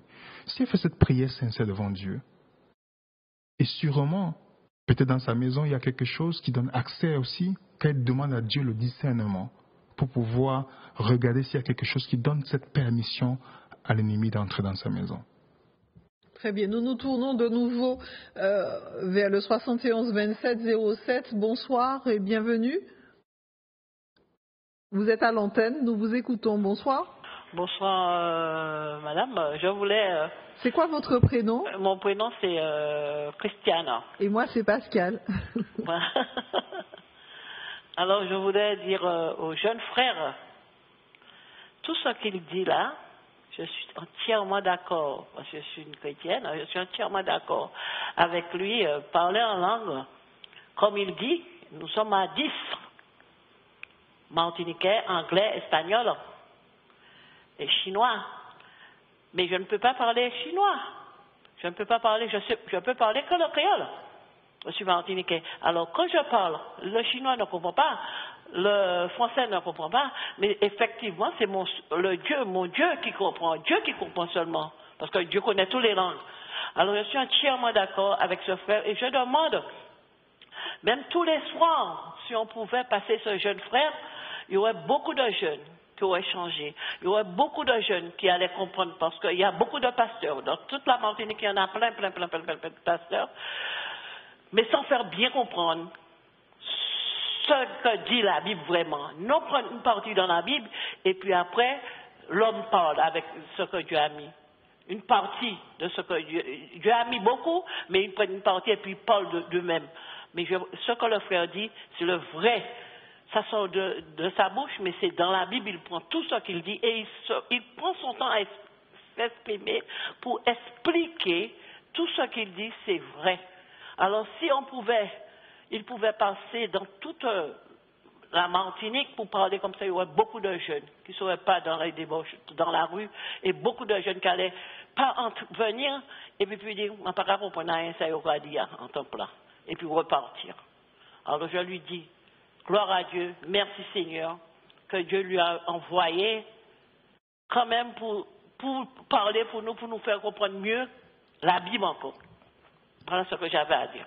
Merci de votre partage. À très bientôt.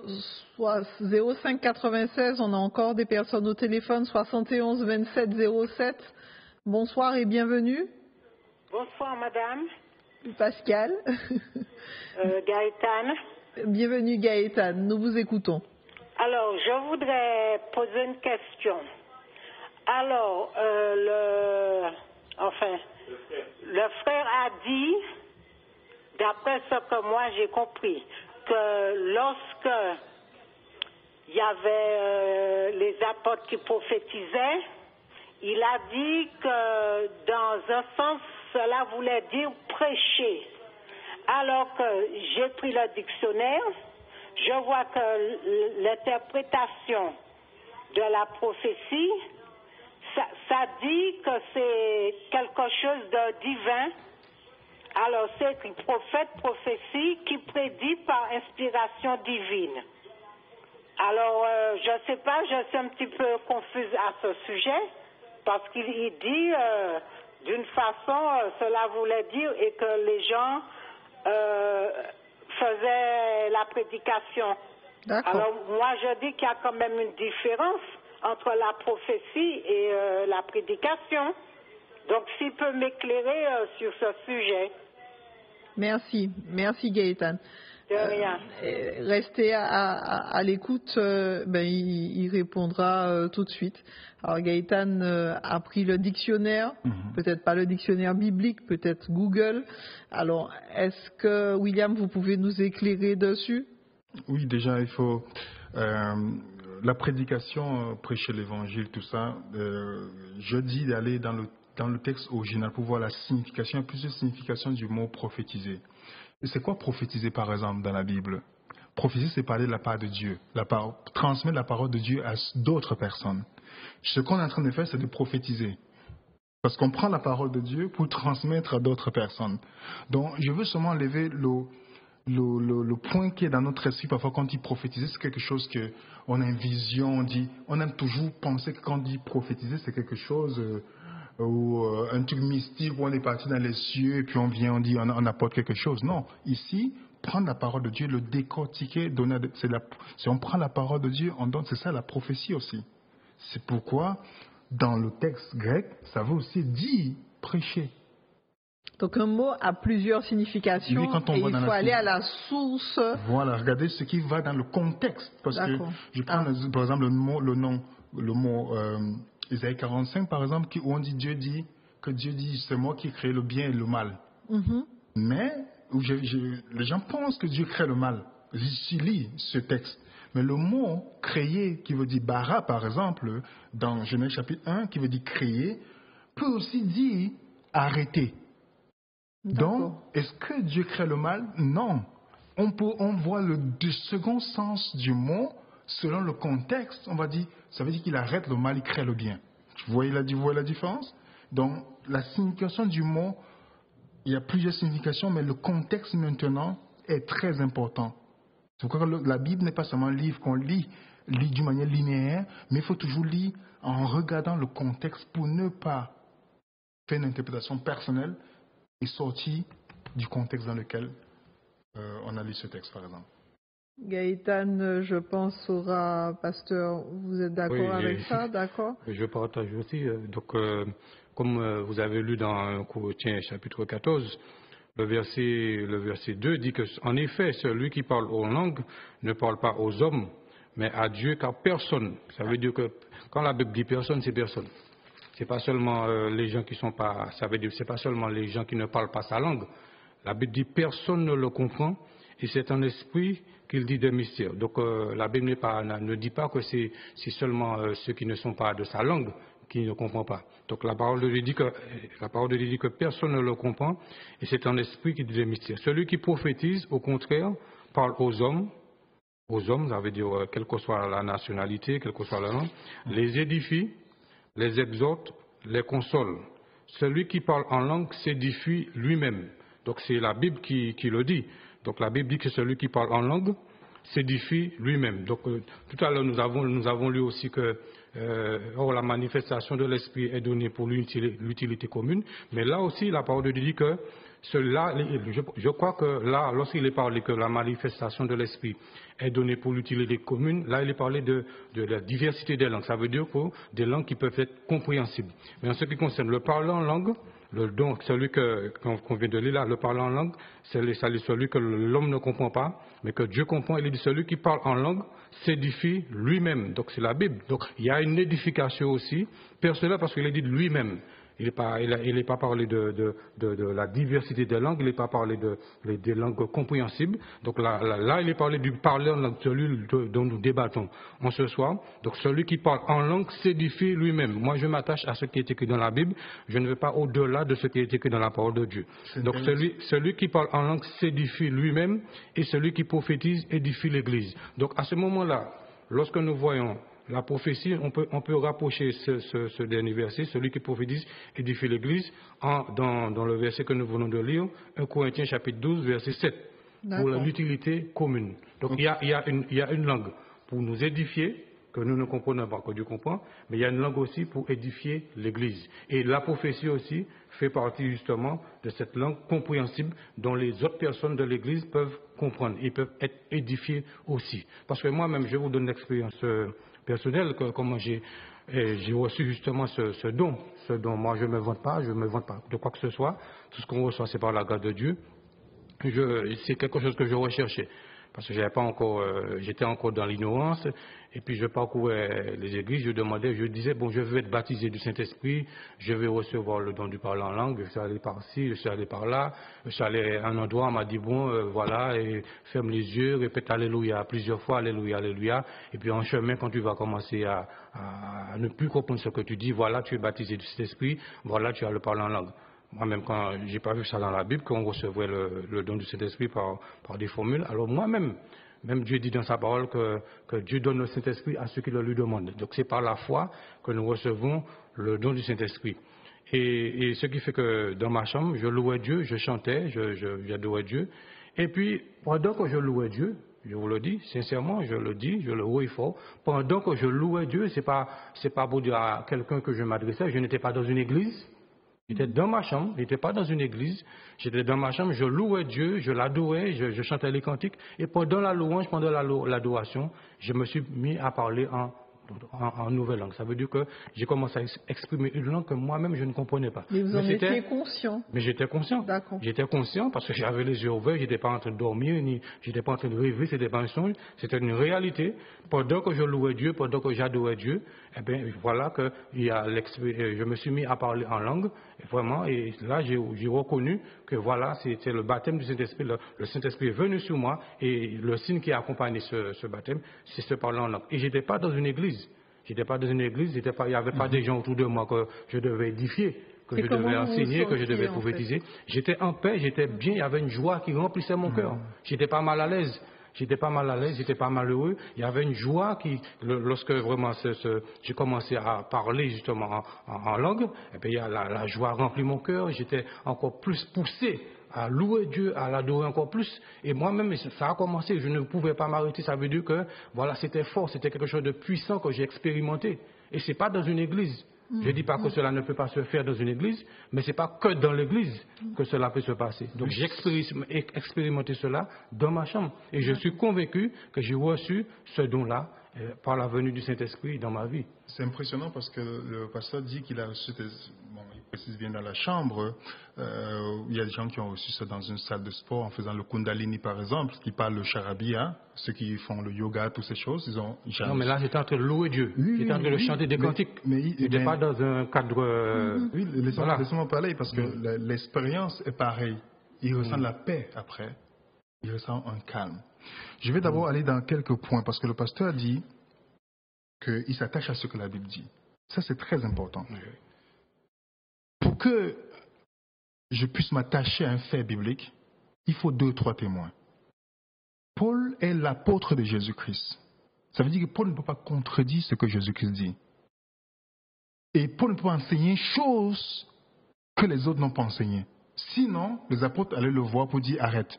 On se rappelle dans Actes chapitre 15, lorsque Paul avait une question embarrassante, il est allé voir les apôtres pour leur poser la question, qu'est-ce qu'on fait des païens par rapport à cet enseignement? Donc si Pierre, qui était le responsable de l'Église dans ce temps, s'il savait que Paul prêche quelque chose qui est différent de ce qu'ils ont, on devait le voir écrit. Voilà ce que Pierre, je veux d'abord qu'on lise ce texte dans 2 Pierre, chapitre 3. Pierre nous met en garde des écrits de Paul. Parce que Paul, c'est un homme intellectuel. Quelqu'un qui a eu, je ne sais pas, le niveau 6e au collège ici, et qui a un niveau 6e, et quelqu'un qui a fait l'université. S'il y a un accident dans la route, ils ne vont pas décrire l'événement de la même manière. Non. L'autre va utiliser les mots, les grosses phrases, il faut aller dans le dictionnaire pour trouver la signification. Mais celui qui a fait 6e va seulement décrire avec les mots de langage. C'est quoi, quand vous lisez les écrits de Pierre, c'est très simple, parce que c'est un pécheur. Ok? Voilà ce que Pierre nous dit dans 2 Pierre chapitre 3.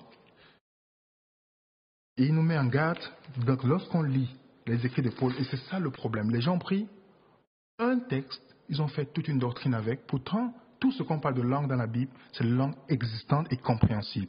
Dans 2 Pierre 3, verset 15, vous allez, je vais lire.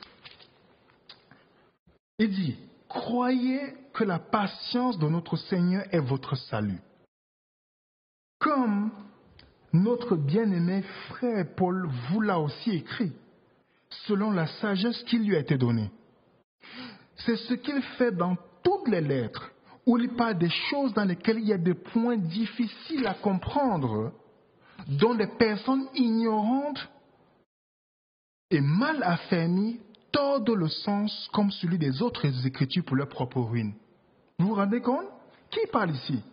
C'est Pierre qui dit déjà à des personnes qui lisent les écrits de Paul qu'il y a les points difficiles à comprendre. Ce qui fait que pour comprendre ce que Paul dit, il faut toujours se référer à ce que les apôtres disent sur le sujet. Sinon, on peut commencer à dire Paul veut dire ceci, mais Paul n'a jamais contredit. Ils sont tous inspirés du même Saint-Esprit et qui ne peuvent pas se contredire. Le deuxième point, c'est que lorsqu'on veut établir un fait, il faut 2 ou 3 témoins. La Bible nous répète à plusieurs fois, à plusieurs passages, du Premier Testament comme le Nouveau. On nous dit, par exemple dans Deutéronome 17, verset 5, dans Nombre 35, verset 30, Matthieu 18, verset 16, 2 Corinthiens 13, verset 2, on nous dit, pour établir un fait, il faut au moins 2 ou 3 témoins. Je peux reprendre un verset dit, ça veut dire ceci. Il faut que j'aille montrer un autre verset qui confirme et si possible donner un autre témoin. C'est pourquoi on ne peut pas s'attarder sur un seul verset dans 1 Corinthiens 14 et dire ça veut dire ceci. Pourtant, on sait bien, toutes les autres, l'expérience des apôtres, c'était les apôtres, les langues compréhensibles. L'expérience de Jésus, qu'est-ce qui a reçu la plénitude du Saint-Esprit? Est-ce qu'il a parlé en langue du charabia? Non. S'il devait parler une langue, il devait parler le grec ou autre chose. Mais on n'a jamais dit qu'il a parlé à Dieu. Les disciples étaient à côté. Et en plus, ils ont vu Jésus-Christ à la montagne des transfigurations. Ils priaient à Dieu. Dans le témoignage de Pierre, par Marc, dans Matthieu, ils n'ont jamais mentionné cela. Et ils ont vu Jésus-Christ prier dans Luc chapitre 11. Ils ont entendu Jésus-Christ prier. Ils ont dit, mais jamais quelqu'un n'a jamais prié comme cette personne.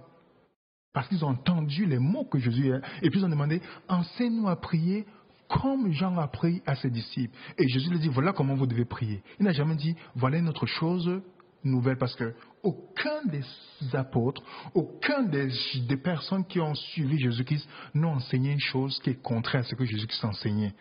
Si on s'attarde seulement au lancement du Christ, on peut comprendre tout ce qu'on a besoin dans la Bible. Donc si on doit toujours se poser la question, qu'est-ce que Jésus-Christ dit sur le sujet dont on va me faire croire? Lorsque je me pose cette question, je vais éviter l'hérésie. Je vais éviter l'erreur. Je vais éviter la confusion. Si on vous pose quelque chose, Jésus-Christ Quelqu'un vous dit, parler en langue, c'est une langue incompréhensible. D'accord, qu'est-ce que Jésus enseigne sur le sujet? Marc chapitre 16, il a parlé de langue existante. La discussion est terminée, puisque personne ne peut contredire ce que Jésus qui s'enseignait. Alors, je vous invite à vous tourner parce qu'on a plusieurs appels. On a certainement des personnes qui ont des témoignages, des questions, des éclairages. 71 27 07, bonsoir et bienvenue. Bonsoir. Alors, je voudrais vraiment remercier... Dites-nous votre prénom. Joël. Joël, bienvenue. Oui, merci. Je voulais vraiment remercier... alors, je ne sais pas s'il est pas celui qui est assis à votre... Je ne suis même pas devant ma télé, donc j'essaie de me rappeler. À votre gauche, qui vient juste de finir de parler. Je voulais vraiment le remercier parce qu'il explique très bien. Je suis totalement d'accord avec ce qu'il dit. Et je pense que réellement, que si Dieu se fait comprendre, parce que l'intérêt c'est que tout homme comprenne ce qu'il nous sommes dans le temps approche où bientôt Dieu va revenir. Et si c'est pour avoir la vie éternelle, il vaut mieux comprendre ce qu'il dit. Ça c'est une chose.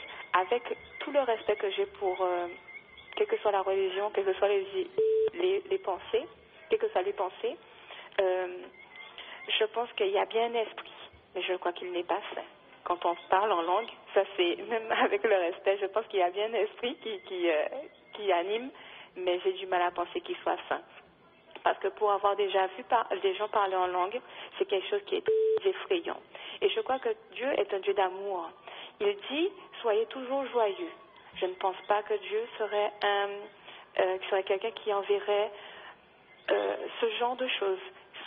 Qui soit très effrayant, quand même on va quelquefois dans des églises et qu'on veut parler en langue, les enfants ont peur. Dieu est un Dieu qui amène les enfants à lui, amène les gens à lui. Rien ne peut effrayer, à part s'il est fâché et donc là. Mais quand Dieu veut amener les hommes à lui, il est bon, il est généreux, il proclame la joie. Pour moi, c'est ce qui est Dieu. Je ne vois en aucun cas comment ce serait possible de ce genre de choses effrayantes. Après, pour parler de ce qu'il a dit le pasteur, que c'est pour soi-même, j'ai du mal à comprendre. Parce que en quoi on pourrait apporter une quelconque, on va dire, permettre qu'on soit meilleur, je ne vois pas, je ne comprends pas l'intérêt. Et je rejoins ce monsieur qui vient de parler.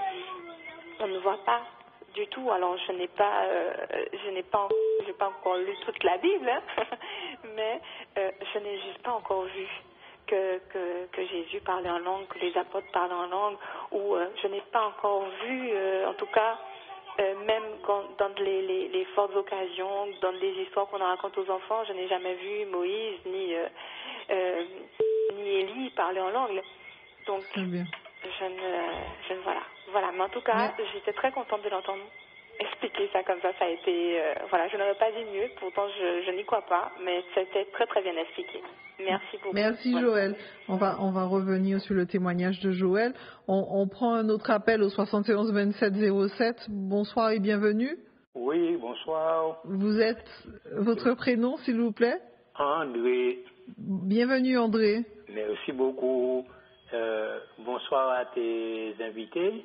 Bonsoir. Bonsoir à William. Bonsoir au pasteur dont je n'ai pas retenu le nom. Jean-Marc Login. Oui, bonsoir Jean-Marc. Alors voilà, vous entendez? Oui, on vous entend bien. D'accord, merci. Je dois vous féliciter pour l'émission de ce soir.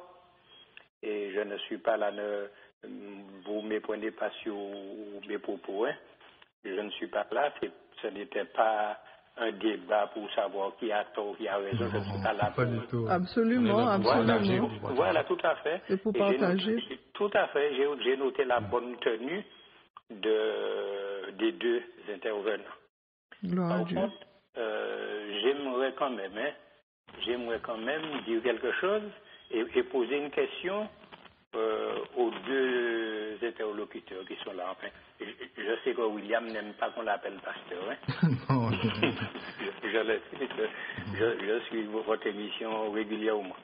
Et je suis parvenu à le connaître et à bien l'apprécier. Bon, le pasteur, c'est normal, c'est sa mission, il est pasteur, il n'y a aucun problème là-dessus. Et je suis content qu'il n'en tire aucune gloire. Par contre, je voudrais poser une question. Est-ce que le parler en langue, c'est un signe caractéristique du vrai chrétien? Parce qu'il y a certains chrétiens, je dis bien certains, qui pensent que ceux qui ne parlent pas en langue sont des chrétiens inférieurs. Rapidement, qu'est-ce que vous avez à dire chacun? D'accord. On prend note de votre question. Bon, attends. Oui. J'avais une intervention à faire là. Bon, alors ils vont répondre. Par contre, je voudrais quand même, il faut dire les choses telles qu'elles sont. Je ne voudrais pas partir avec un sentiment d'être hypocrite. Là, je voudrais quand même féliciter le frère William. Non pas que je distribue des bons points à William et des mauvais points au pasteur, enfin à l'autre pasteur. Excuse-moi, je n'ai pas retenu ton nom. Jean-Marc. Le pasteur Jean-Marc, mais j'ai cru, bon, parce que tous les passages, tout ce que William avait déjà soulevé, j'étais déjà prêt à intervenir dès lors que j'ai vu que cette émission-là allait intervenir. Donc j'avais relevé pratiquement 99% des passages qu'il a appris et qu'il a expliqué, qu'il n'a pas expliqué, qu'il a lu si clairement et qui ont été très compréhensibles. Par contre, je dirais un seul petit mot et puis je vais attendre la réponse. Alors, c'est l'apôtre Paul qui dit, vous avez pris le passage de Corinthiens 14, hein, donc je prends au verset 18, où il dit, je rends grâce à Dieu de ce que je parle en langue plus que vous tous. Il parlait aux chrétiens de Corinthe. Mais dans l'Église, j'aime mieux dire 5 paroles avec mon intelligence afin d'instruire aussi les autres que 10 000 paroles en langue. Voilà ce que je voulais dire, d'où qu'on doit relativiser le fait de parler en langue, que ce n'est pas un signe distinctif du chrétien. Et le chrétien, le signe du chrétien, à mon avis, je le dis, bon, j'ai posé la question, si la réponse n'est pas bonne, on va me corriger. Je pense que le signe distinctif, caractéristique du chrétien, c'est bien le Saint-Esprit, comme il est dit dans Romains 8, verset 9 à 11, si quelqu'un n'a pas l'Esprit de Christ, il ne lui appartient pas. Merci beaucoup, je continue d'écouter l'émission. Merci André, mais je crois qu'André a répondu à sa propre question. On va revenir sur son intervention. 71 27 07, un autre appel. Oui, bonsoir. Bonsoir. Oh, madame, je ne savais pas de rien. Je voudrais dire aux jeunes frères qui parlent là de bien garder son français. Parce que vraiment, l'Esprit Saint agit. Et celui qui parle avec l'Esprit, il faut... Allô? Nous vous écoutons, nous sommes très attentifs. Je disais, de dire un jeune homme qui parle là, sur les ondes là, il n'est pas français, il ne comprend pas bien notre français. Alors, qu'il apprenne bien son français et laisse parler les français. Parce que nos jeunes a raison. C'est ça qui est dans la Bible. Et c'est cette Bible-là que je vis. Amen. Très bien. Je n'ai pas trop bien compris, mais on va revenir dessus. 71 27 07, bonsoir, bienvenue. Vous êtes sur Libre Antenne. Vous avez la parole. Allô? Oui, bonsoir, bienvenue. Vous appelez comment? Je m'appelle Clotilde. Bonsoir Clotilde. Oui. J'appelle pour un témoignage. Quand j'ai reçu le parler en langue, j'étais dans une... C'était au François. C'était en vue d'une prédication. Et j'étais là, j'ai ressenti une puissance. Le Saint-Esprit, c'est une puissance qui descend. Quand j'ai ressenti cette puissance sur moi, c'est quelque chose qui est sorti d'en haut, qui a touché ma tête. je suis tombée. Quand je suis tombée, je me suis relevée et je me suis mise à parler en nouvelle langue. Il y avait des témoins, puisqu'il y avait les pasteurs, il y avait la foule, il y avait les frères, il y avait les sœurs. Alors, c'est pourquoi je voulais témoigner, parce que le Saint-Esprit, c'est une puissance qui descend sur nous, voilà. J'ai été baptisée du Saint-Esprit. Jusqu'à présent, je parle toujours en nouvelle langue. Et Dieu me fait du bien. Alors, je salue tous ceux qui sont sur le plateau, le frère Jean-Marc, la sœur à côté et l'autre frère. Voilà, c'est mon témoignage. C'est gentil. Merci Clotilde pour ce témoignage. D'accord. Au revoir. Au revoir, à très bientôt. On va donc répondre à toutes ces personnes qui nous ont appelés. Donc on a eu d'abord Joël qui a partagé son témoignage. Et nous la remercions. André qui en revanche pose une question, il a donné une référence biblique. Est-ce que le parler en langue est le signe caractéristique du vrai chrétien?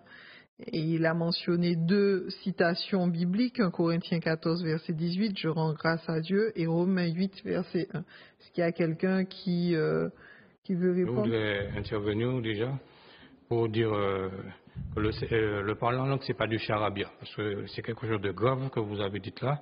Le parler en langue, ce n'est pas du charabia. Je vous le dis haut et fort, et je le dis à tous les téléspectateurs, que le parler en langue, le don du parler en langue, ce n'est pas du charabia.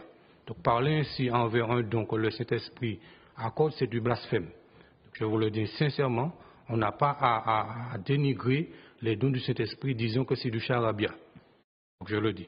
Déjà, le monsieur qui a appelé pour dire que est-ce que c'est un signe, lorsque le parler en langue, c'est un signe distinctif pour le chrétien, comme nous avons lu du vrai chrétien, comme nous avons lu dans 1 Corinthiens chapitre 12 verset 29, il est dit: tous sont-ils prophètes, tous sont-ils docteurs, tous ont-ils le don de miracle, tous ont-ils le don de guérison, tous parlent-ils en langue, tous interprètent-ils? Non, ça veut dire que c'est pas obligatoire, ça veut dire que tous ceux qui reçoivent le Saint-Esprit, c'est pas une obligation, ça veut dire que le Saint-Esprit, comme nous l'avons lu tout à l'heure dans 1 Corinthiens 12 verset 11, il distribue le don comme il veut. Cela veut dire que ce n'est pas parce que tu n'as pas parlé en langue que tu n'es pas chrétien, que tu n'as pas le Saint-Esprit, il faut être clair. Donc ce n'est pas une obligation que lorsque vous recevez le baptême du Saint-Esprit, obligatoirement que cela doit être suivi du parler en langue. Ça veut dire que le Saint-Esprit, il donne comme il veut. Donc il est dit que la manifestation, ça veut dire que le don peut se manifester soit par le parler en langue, soit par une louange, soit par comme le Saint-Esprit veut. Donc ça veut dire que ne vous inquiétez pas. Comme le monsieur qui a appelé tout à l'heure dit que comment on reconnaît un vrai chrétien, c'est par le Saint-Esprit. Et comment on reconnaît que quelqu'un a le Saint-Esprit, c'est par la manifestation du fruit de l'Esprit. C'est-à-dire que vous allez lire Galates 5, verset 22, vous allez voir que le fruit de l'Esprit, c'est l'amour, la paix, la joie, la patience, la douceur, la maîtrise de soi. Donc voilà à quoi on reconnaît vraiment quelqu'un qui est habité par le Saint-Esprit. Donc ce n'est pas seulement le fait de parler en langue qui vous garantit vraiment que voilà que vous êtes dans la volonté de Dieu.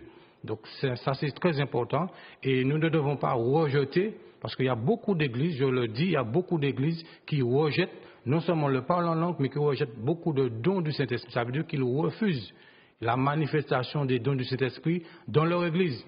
On est plus focalisé sur la théologie, on est basé, on exerce notre ministère sur la base théologique, au lieu de laisser l'Esprit de Dieu agir, de laisser le Saint-Esprit agir comme il veut dans l'Église, afin de remplir les bien-aimés de sa puissance, afin que vraiment nous soyons des témoins pour la gloire de Dieu. Donc ne méprisons pas l'œuvre du Saint-Esprit, ne méprisons pas les dons du Saint-Esprit. Ne méprisons pas ce que le Saint-Esprit fait dans l'Église. Ce qu'il a fait au temps des apôtres, il continue à le faire et il le fera. Il continuera à le faire. Tant qu'il y aura des hommes sur la terre, le Saint-Esprit continuera à agir pour vraiment que les hommes et les femmes puissent connaître Dieu, qu'ils puissent devenir enfants de Dieu, qu'ils soient baptisés du Saint-Esprit, qu'ils puissent recevoir des dons non seulement pour leur édification, parce que nous l'avons bien lu, le parler en langue, j'ai bien dit qu'il y a le parler en langue pour s'édifier soi-même, ça veut dire que c'est donc personne ne comprend, je tiens, j'insiste, que personne ne comprend, il y a le parler en de nouvelles langues, ça veut dire qu'il y a une langue que les autres peuvent comprendre et qui peuvent être interprétées. Donc le parler en langue concernant notre édification, concernant aussi la gloire de Dieu, est adressé à Dieu. Personne ne comprend. Même les gens même qui parlent de notre propre langue, si je parle le créole, quand je manifeste le parler en langue qui s'adresse à Dieu, même celui qui parle créole de moi ne comprendra pas. Il n'aura pas n'importe d'interprète. Mais quand il s'agit de la diversité de langues, là, cette langue peut être interprétée. Il peut être interprété, il peut être compris aussi par ceux qui sont présents et qui entendent le langage auquel je m'exprime. Donc il est parlé de diversité de langues, il est parlé du parler en langue. Ce n'est pas la même chose. Donc ne méprisons pas les dons du Saint-Esprit. Donc je vais juste rebondir sur... Lorsque je parle de charabia, pasteur, ce n'est pas dans le sens de dénigrement, c'est juste pour dire que c'est quelque chose qu'on ne comprend pas. Clairement, c'est pas. Je respecte votre point de vue dessus, mais allons clairement. Les mots ont des sens dans la Bible. Le fait qu'on dise parler en langue et parler de diverses langues, c'est pas deux choses différentes. Il n'y a que ce que le pasteur nous dit qu'on a l'impression que c'est deux choses différentes. Et en plus, le pasteur nous dit que il y a une langue qu'on comprend, il y a une langue qu'on ne comprend pas, mais il ne nous donne pas un point biblique qui approuve ce cas. Jésus-Christ n'a jamais enseigné qu'il y a une langue qu'on ne comprend pas. L'enseignement de Jésus-Christ sur ce sujet, c'est des langues compréhensibles pour aller prêcher l'évangile. Et Paul lui-même, dans 1 Corinthiens, je vais encore relire pour que ce soit clair avant d'aller plus loin sur les points que vous avez donnés tout à l'heure, pasteur. Dans 1 Corinthiens chapitre 12, tout à l'heure j'ai lu dans le verset 27, où Paul, regardez comme il a interchangé le mot. Il ne dit pas deux choses ici. Il a donné la classification des dons et puis pose les questions en répétant ces mêmes phrases. Dieu établit dans l'Église, premièrement, dans le verset 28, excusez-moi, premièrement, 1 Corinthiens, chapitre 12, verset 28. Remarquez bien l'ordre. Et puis il va changer tout à l'heure lorsqu'il va poser des questions. Dieu établit dans l'Église, premièrement, les apôtres, deuxièmement, les prophètes, troisièmement, des docteurs. C'est ça, n'est-ce pas? Ensuite, ceux qui ont le don de miracle, ceux qui ont le don de secourir, ceux qui ont le don de quoi? Gouverner, ceux qui ont le don de parler, quoi? Diverses langues, n'est-ce pas? Remarquez bien, il va commencer à poser des questions selon ce qu'il a cité. Tous sont-ils apôtres? Il a cité les apôtres avant, n'est-ce pas? Tous sont-ils prophètes? Tous sont-ils des docteurs? Tous sont-ils le don de guérison? Tous font-ils des miracles? Tous parlent-ils en langue? Tous interprètent-ils? Quelle langue dont il parle? Est-ce qu'il parle de quelque chose de différent quand il questionne que ce qu'il a cité au-dessus? Non. Paul n'a jamais enseigné que le parler en langue, c'est quelque chose qu'on ne comprend pas. Puisque Jésus n'a jamais enseigné ce point, et on ne voit pas dans les écrits de Paul, il dit que ce n'est pas une langue qu'on ne comprend pas. Dans 1 Corinthiens 14, il dit, je suis content que je parle en langue plus que vous tous. C'est tout à fait normal. Paul qui est intellectuel, il a beaucoup voyagé. Il parle beaucoup de langues. Et ça prouve. Et puis il dit même que je dois parler d'une manière intelligible pour montrer que lorsque je parle en langue, donc lorsque je parle, il faut que je parle pour que les gens puissent saisir ce que je suis en train de dire, pour utiliser leur intelligence. En aucun cas dans la Bible, Dieu va vous permettre de ne pas comprendre ce que vous dites. Ce n'est pas possible. Et le fruit de l'esprit, j'ai assisté à des personnes, dans des manifestations, les gens parlent, ils parlent en bougeant comme ça. Le pasteur a dit tout à l'heure le fruit de l'esprit de Galates chapitre 5. Dans Galates chapitre 5, on voit que le fruit de l'esprit, on cite l'amour, et on donne les compartiments de l'amour qui se manifestent. Et le dernier point, c'est la maîtrise de soi, la tempérance. D'autres versions disent la maîtrise de soi. Personne ne perd la maîtrise de soi lorsqu'on est rempli du Saint-Esprit. Tout à l'heure, la dame nous a dit qu'elle est tombée quand elle a reçu le Saint-Esprit. Montrez-moi un exemple dans la Bible. Quelqu'un qui tombe parce que tu as reçu le Saint-Esprit et puis les gens commencent à bouger et ils parlent comme ça. Est-ce qu'on a un exemple biblique? Sachant que nous sommes des chrétiens sola scriptura, selon les Écritures seulement. Mais remarquez bien, beaucoup de ces expériences dont on nous décrit, on le retrouve dans des manifestations mystiques. comment quelque chose qu'on ne trouve pas dans la Bible? Posons-nous bien la question. Nous sommes dans un enjeu du conflit cosmique. Qu'est-ce que Satan ne fait pas pour créer la contrefaçon de ce que Dieu fait? Nous savons que Satan fait aussi des miracles dans la Bible, dans Apocalypse chapitre 16. Et même Jésus-Christ, parlant des signes de la fin des temps, la première chose quand les disciples lui ont posé la question dans Matthieu chapitre 24, dans le verset 4, il a dit, prenez garde que personne ne vous séduise. J'aime bien le témoignage du pasteur. J'ai aussi un pasteur que j'apprécie beaucoup, Doug Bachelor. Il était dans le mouvement où les gens parlaient en langue, mais il avait la difficulté parce qu'il demandait à Dieu, Seigneur, je veux savoir si c'est de toi. Parce que le parler en langue est nécessaire aujourd'hui si c'est une langue existante pour prêcher l'évangile. Mais pas quelque chose qu'on ne comprend pas. Et lorsqu'il est parti, il a vu les gens qui parlent en langue, cette façon de parler, il a enregistré l'audio. Il a dit, montrez-moi plusieurs personnes qui interprètent, qui ont soi-disant le don d'interpréter ce type de parler en langue. On leur a montré des spécialistes dans la communauté. Il est allé voir toutes ces différentes personnes, plus d'une dizaine, il leur a demandé d'interpréter. Ils ont donné plus de 10 interprétations différentes. Il a dit, mais comment personne donne une interprétation de ce type de parler en langue? Je pense que vous devez être cohérent si c'est animé du Saint-Esprit. Aucune cohérence. Pour dire quoi? 1 Corinthiens 14, verset 33, Dieu nous dit, Dieu n'est pas un Dieu de désordre, mais de paix. Dieu veut que nous soyons dans la vérité, qui se trouve en Jésus-Christ. Faisons attention, parce que les gens ont reçu le Saint-Esprit, par exemple, dans Actes chapitre 4, verset 31. On nous dit bien, ils n'ont pas parlé d'autres langues. Il n'y a pas la nécessité. On nous dit plutôt dans le verset 31 de Actes chapitre 4 qu'ils ont prêché la parole de Dieu avec assurance. Parce qu'il n'y a pas la nécessité à ce moment-là de parler en langue. Il n'y avait pas d'étrangers à ce moment-là. Alors nous nous rapprochons doucement vers la fin de notre partage. 71 27 07, nous avons quelqu'un qui patiente depuis un petit moment. Bonsoir et bienvenue. Merci et bonsoir à tous. Bonsoir. Votre prénom? Mon prénom c'est Marie. Maryse. Marie. Marie, bienvenue oui. Marie. Merci.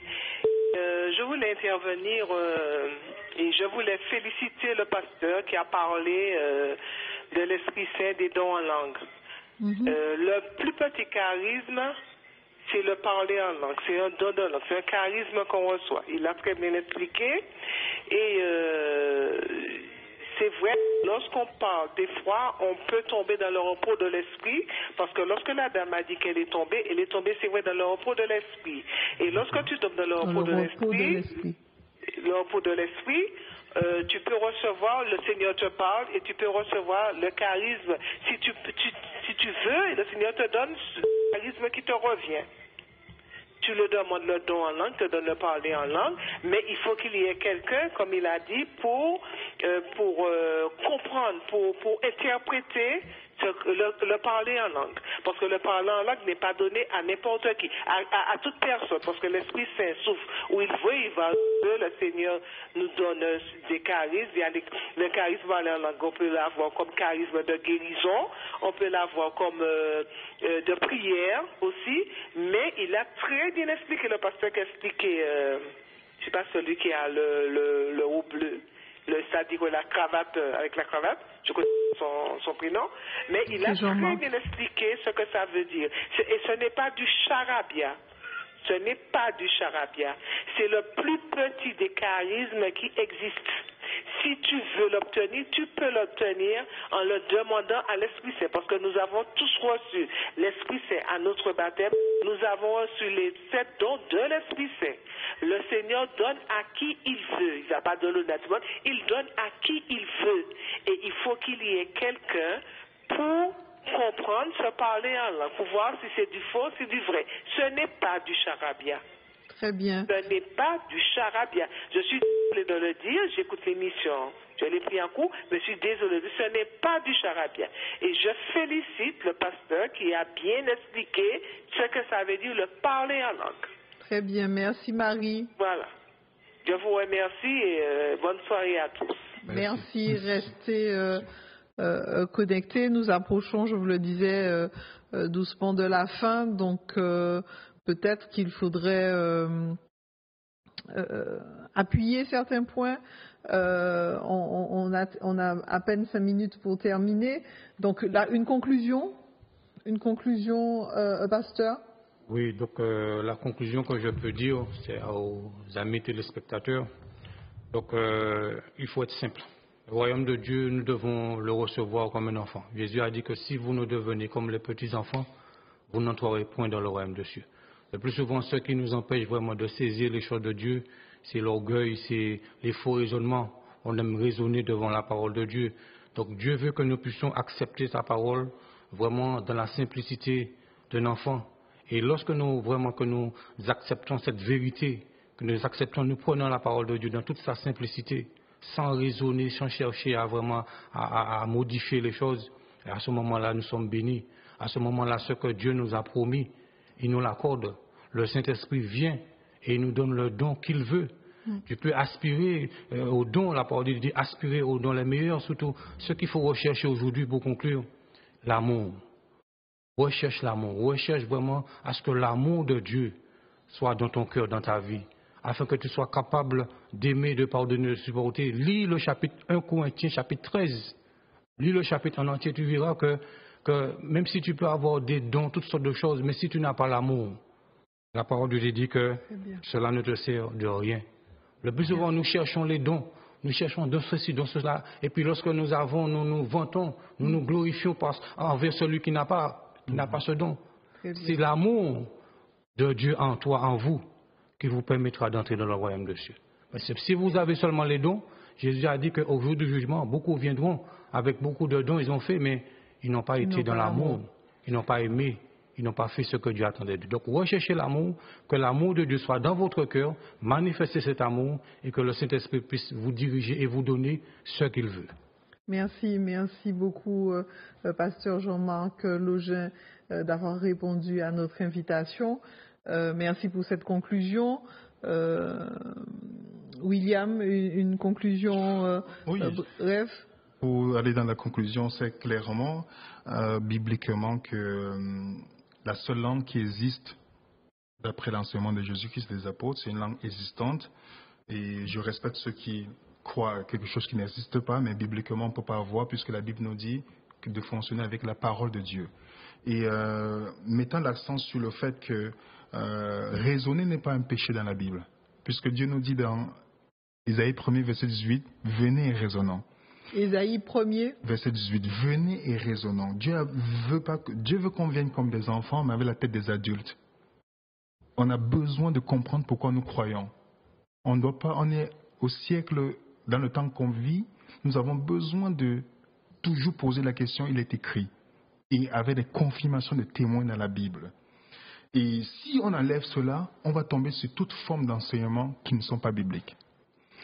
Quand on parle de langue dans la Bible, qui est une langue existante, si je le fais en communauté, si je dois prêcher l'évangile, il faut des interprètes. Et déjà, on voit beaucoup de personnes parler en langue dans leur chambre, soi-disant, mais il n'y a pas d'interprète. Comment Dieu va te donner quelque chose qui va se contredire? Dans la chambre, il me donne la possibilité de parler une langue que je ne comprends pas, mais il n'y a pas quelqu'un qui interprète pour me le dire ce qu'il est en train de dire. On voit beaucoup de contradictions dans ce point. Donc la langue existante, elle est dans la Bible. Jésus-Christ enseigne une langue existante, Paul enseigne une langue existante. Et l'expérience des personnes, je respecte, mais tant qu'il n'est pas dans la parole de Dieu, je ne peux pas l'accepter. On ne peut pas l'accepter, on doit toujours demander à la personne, il est écrit. Très bien, merci. Merci à vous, merci fidèles téléspectateurs de nous avoir suivis jusqu'à cette heure tardive. Merci à tous ceux qui ont participé. Merci à Yannick Granier ainsi qu'à François Pérez pour la mise en onde. Nous vous donnons rendez-vous pour un prochain Libre Antenne avec une question qui vous préoccupe très bientôt. Merci à vous tous et à bientôt.